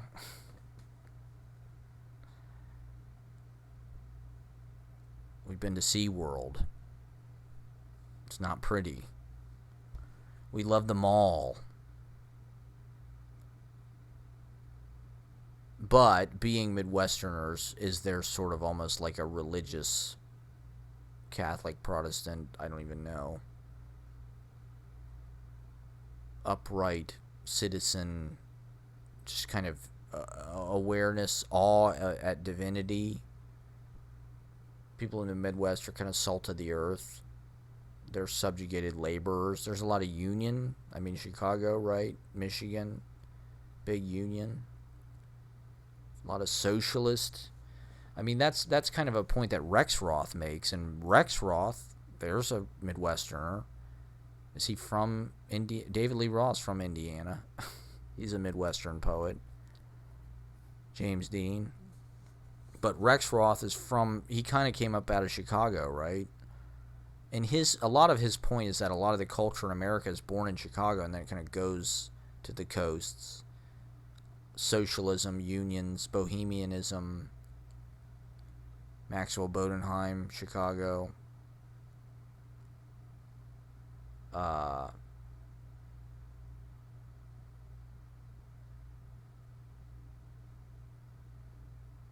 think it all kind of circulates. But where you're from, I mean, the Midwesterners probably have a certain... I think there's like a gravitas or levity, a solemn... It's just boring. That's really what it comes down to. The Midwest might be more boring. Other than maybe like the Great Plains. Like, the Midwest is the least exciting. It's flat. The landscape, it's awe-inspiring, but it's just boring. It's not like LA or California where you're hiking or skiing or boating or going to the beach or going to see redwood trees or you name it. It's like we can go to Old Man's Cave or whatever the fuck it is. Or Buckeye Lake. Buckeye Lake. That's the ultimate poem. Buckeye Lake. That's what my poetry has to look like Buckeye Lake. Like, it's not Lake Mead. It's not Lake Champlain. It's Buckeye Lake, okay? It's the Diet Aid. It's not Pepsi. It's the knockoff brand. Cheap shit. It's 3 feet deep. It's not a real lake. It's man-made. It's flat. The water doesn't move. There's no tide.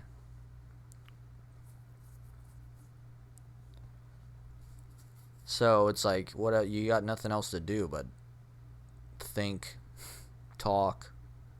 That's poetry. Behold nature. Hear the birds. I mean, there's a lot of nature. And it's not, the nature's not quite as hostile. It's not, there's no bears. There's no earthquakes or fires. Like, it's sort of stable at this point. There's not even, like, are there tornadoes? What's the big weather thing in Columbus? Sometimes there's rain and flooding. That's about it, I'd say. There's not really, I mean, snow, right? But it's not even as cold as someplace like Minnesota or something. Like, snow is poetic. The seasons, having all the seasons, I think, rounds out your sense of the cycle of life, maybe. It's not glamorous. It's not like, oh, we live in California. It's like one of the greatest fucking places on earth, or even like Oregon or something, Seattle.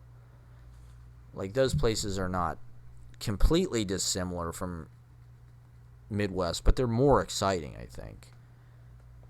Like Willamette River Valley, or all that stuff is kind of cooler than fucking Ohio is. Ohio's like kind of famously, I mean, it's not as bad as Iowa, I guess. Todd Colby's from Iowa, I think. There's a great Midwestern poet.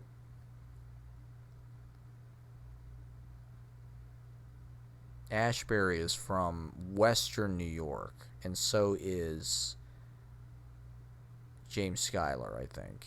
Or isn't James Schuyler from West Virginia or something? Or he like lived in West Virginia, so he's kind of a Midwestern. Is that the Midwest, West Virginia? That's kind of Appalachia, I guess. But I mean, Western New York, Buffalo, that kind of has a Midwestern feel. I mean, even though that's not really upstate, I guess, but that whole kind of continuum from Buffalo, Erie, Cleveland, Great Lakes, that's Midwestern in an attitude in a lot of ways. The flatness, the crop they grow there feels, I don't know. I feel like I really just want to unpack this. And I am, like, very deliberately. This is probably the most boring thing. Because I'm from the Midwest. That's the elephant in the room, the unspoken point of this diatribe and essay. If if Robert Kelly is saying we need to read poets from the Midwest, I'm your man. Because I have the best of all worlds. I've been to West Coast, I've studied that. I've been to East Coast, studied that. Been to Europe, studied that. So I'm grounded in these values that I'm talking about. These kind of Midwestern, Bly, James Wright. I like the Laurie Nidecker thing. I got to get more into Irby, but all the other poets I mentioned as well. I mean, Kerouac is from Massachusetts, but he's provincial. To some degree, all the provincial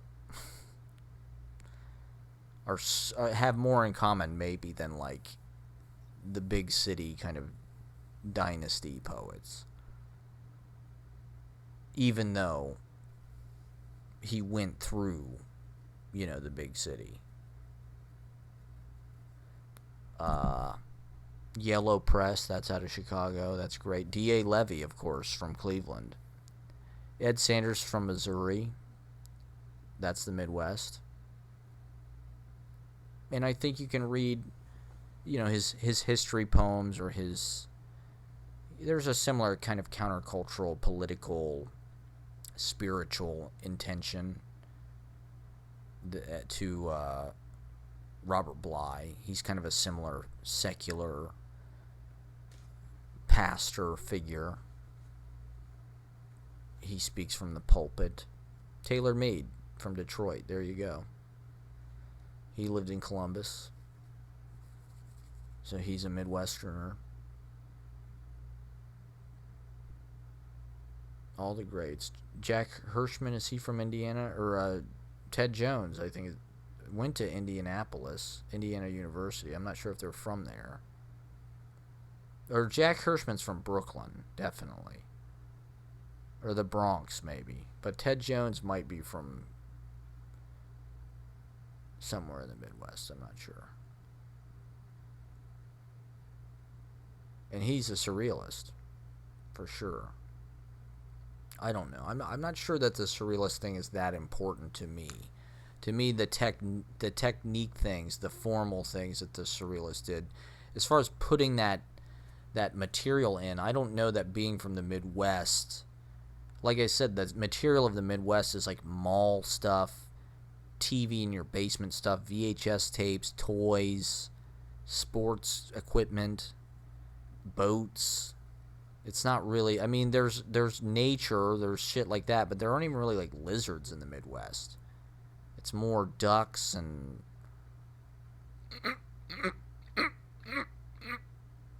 like the nature there isn't like there's no gators, there's no bats, there's no bears, like I said.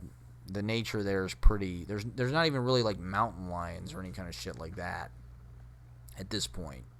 Columbus in particular is like a more interior city in a lot of ways. It's because the weather is like not that inspiring. Even though people do show up for and turn out for like big festivals and events and shit, Columbus is more or less like an interior TGI Fridays kind of corporate Max and Irma's off-ramp, butterfly off-ramp type place. Rome Hilliard Road with fucking Meijer and Walmart and Fazoli's. Facsimiles of real culture, but you don't know the difference. Growing up there, I did not know the difference, So it's just weird. It's weird because you're surrounded by nature and you're saturated with it, but you're estranged from it. You don't have a vocabulary for it. You're just like this creature of like stores, malls, consumer products. That's the stuff you know the names for. And even that, barely. McDonald's, you don't even know what the food is. You got a cheeseburger, you got french fries. What else do you need to know? Spaghetti and meatballs, pizza. What else is there? Sandwiches, steak, maybe like grilling, hot dogs, hamburgers, bratwurst, cereal.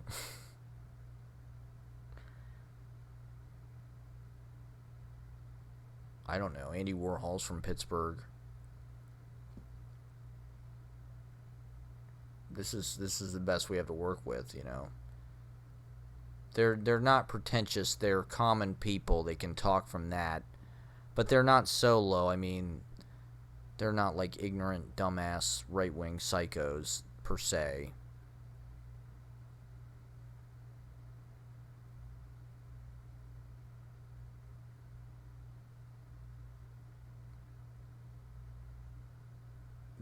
I think there's like a moral responsibility as well.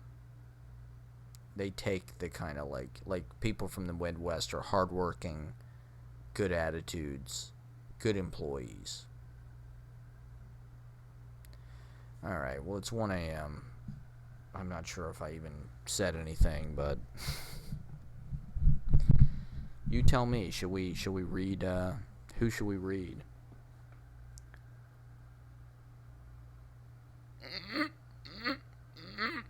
Lo Kwa Mai In is from Midwest. Definitely one of the best poets working. Natalie Eilberg lives in Wisconsin now. That's the Midwest.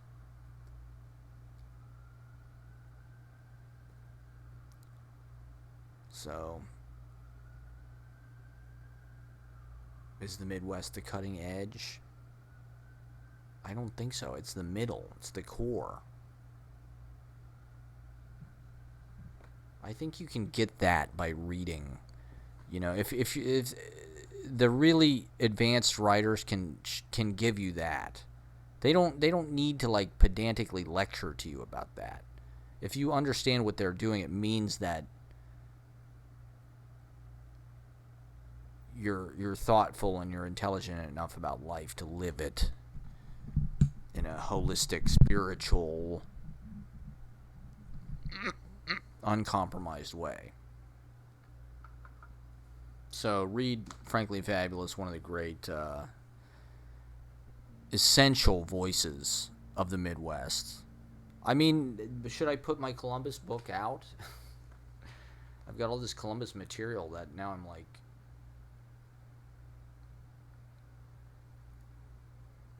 maybe I should look it over again. We'll see. Take a look at it. We'll let you know. Thanks for watching. It's Frankly Fabulous signing off. Arrivederci.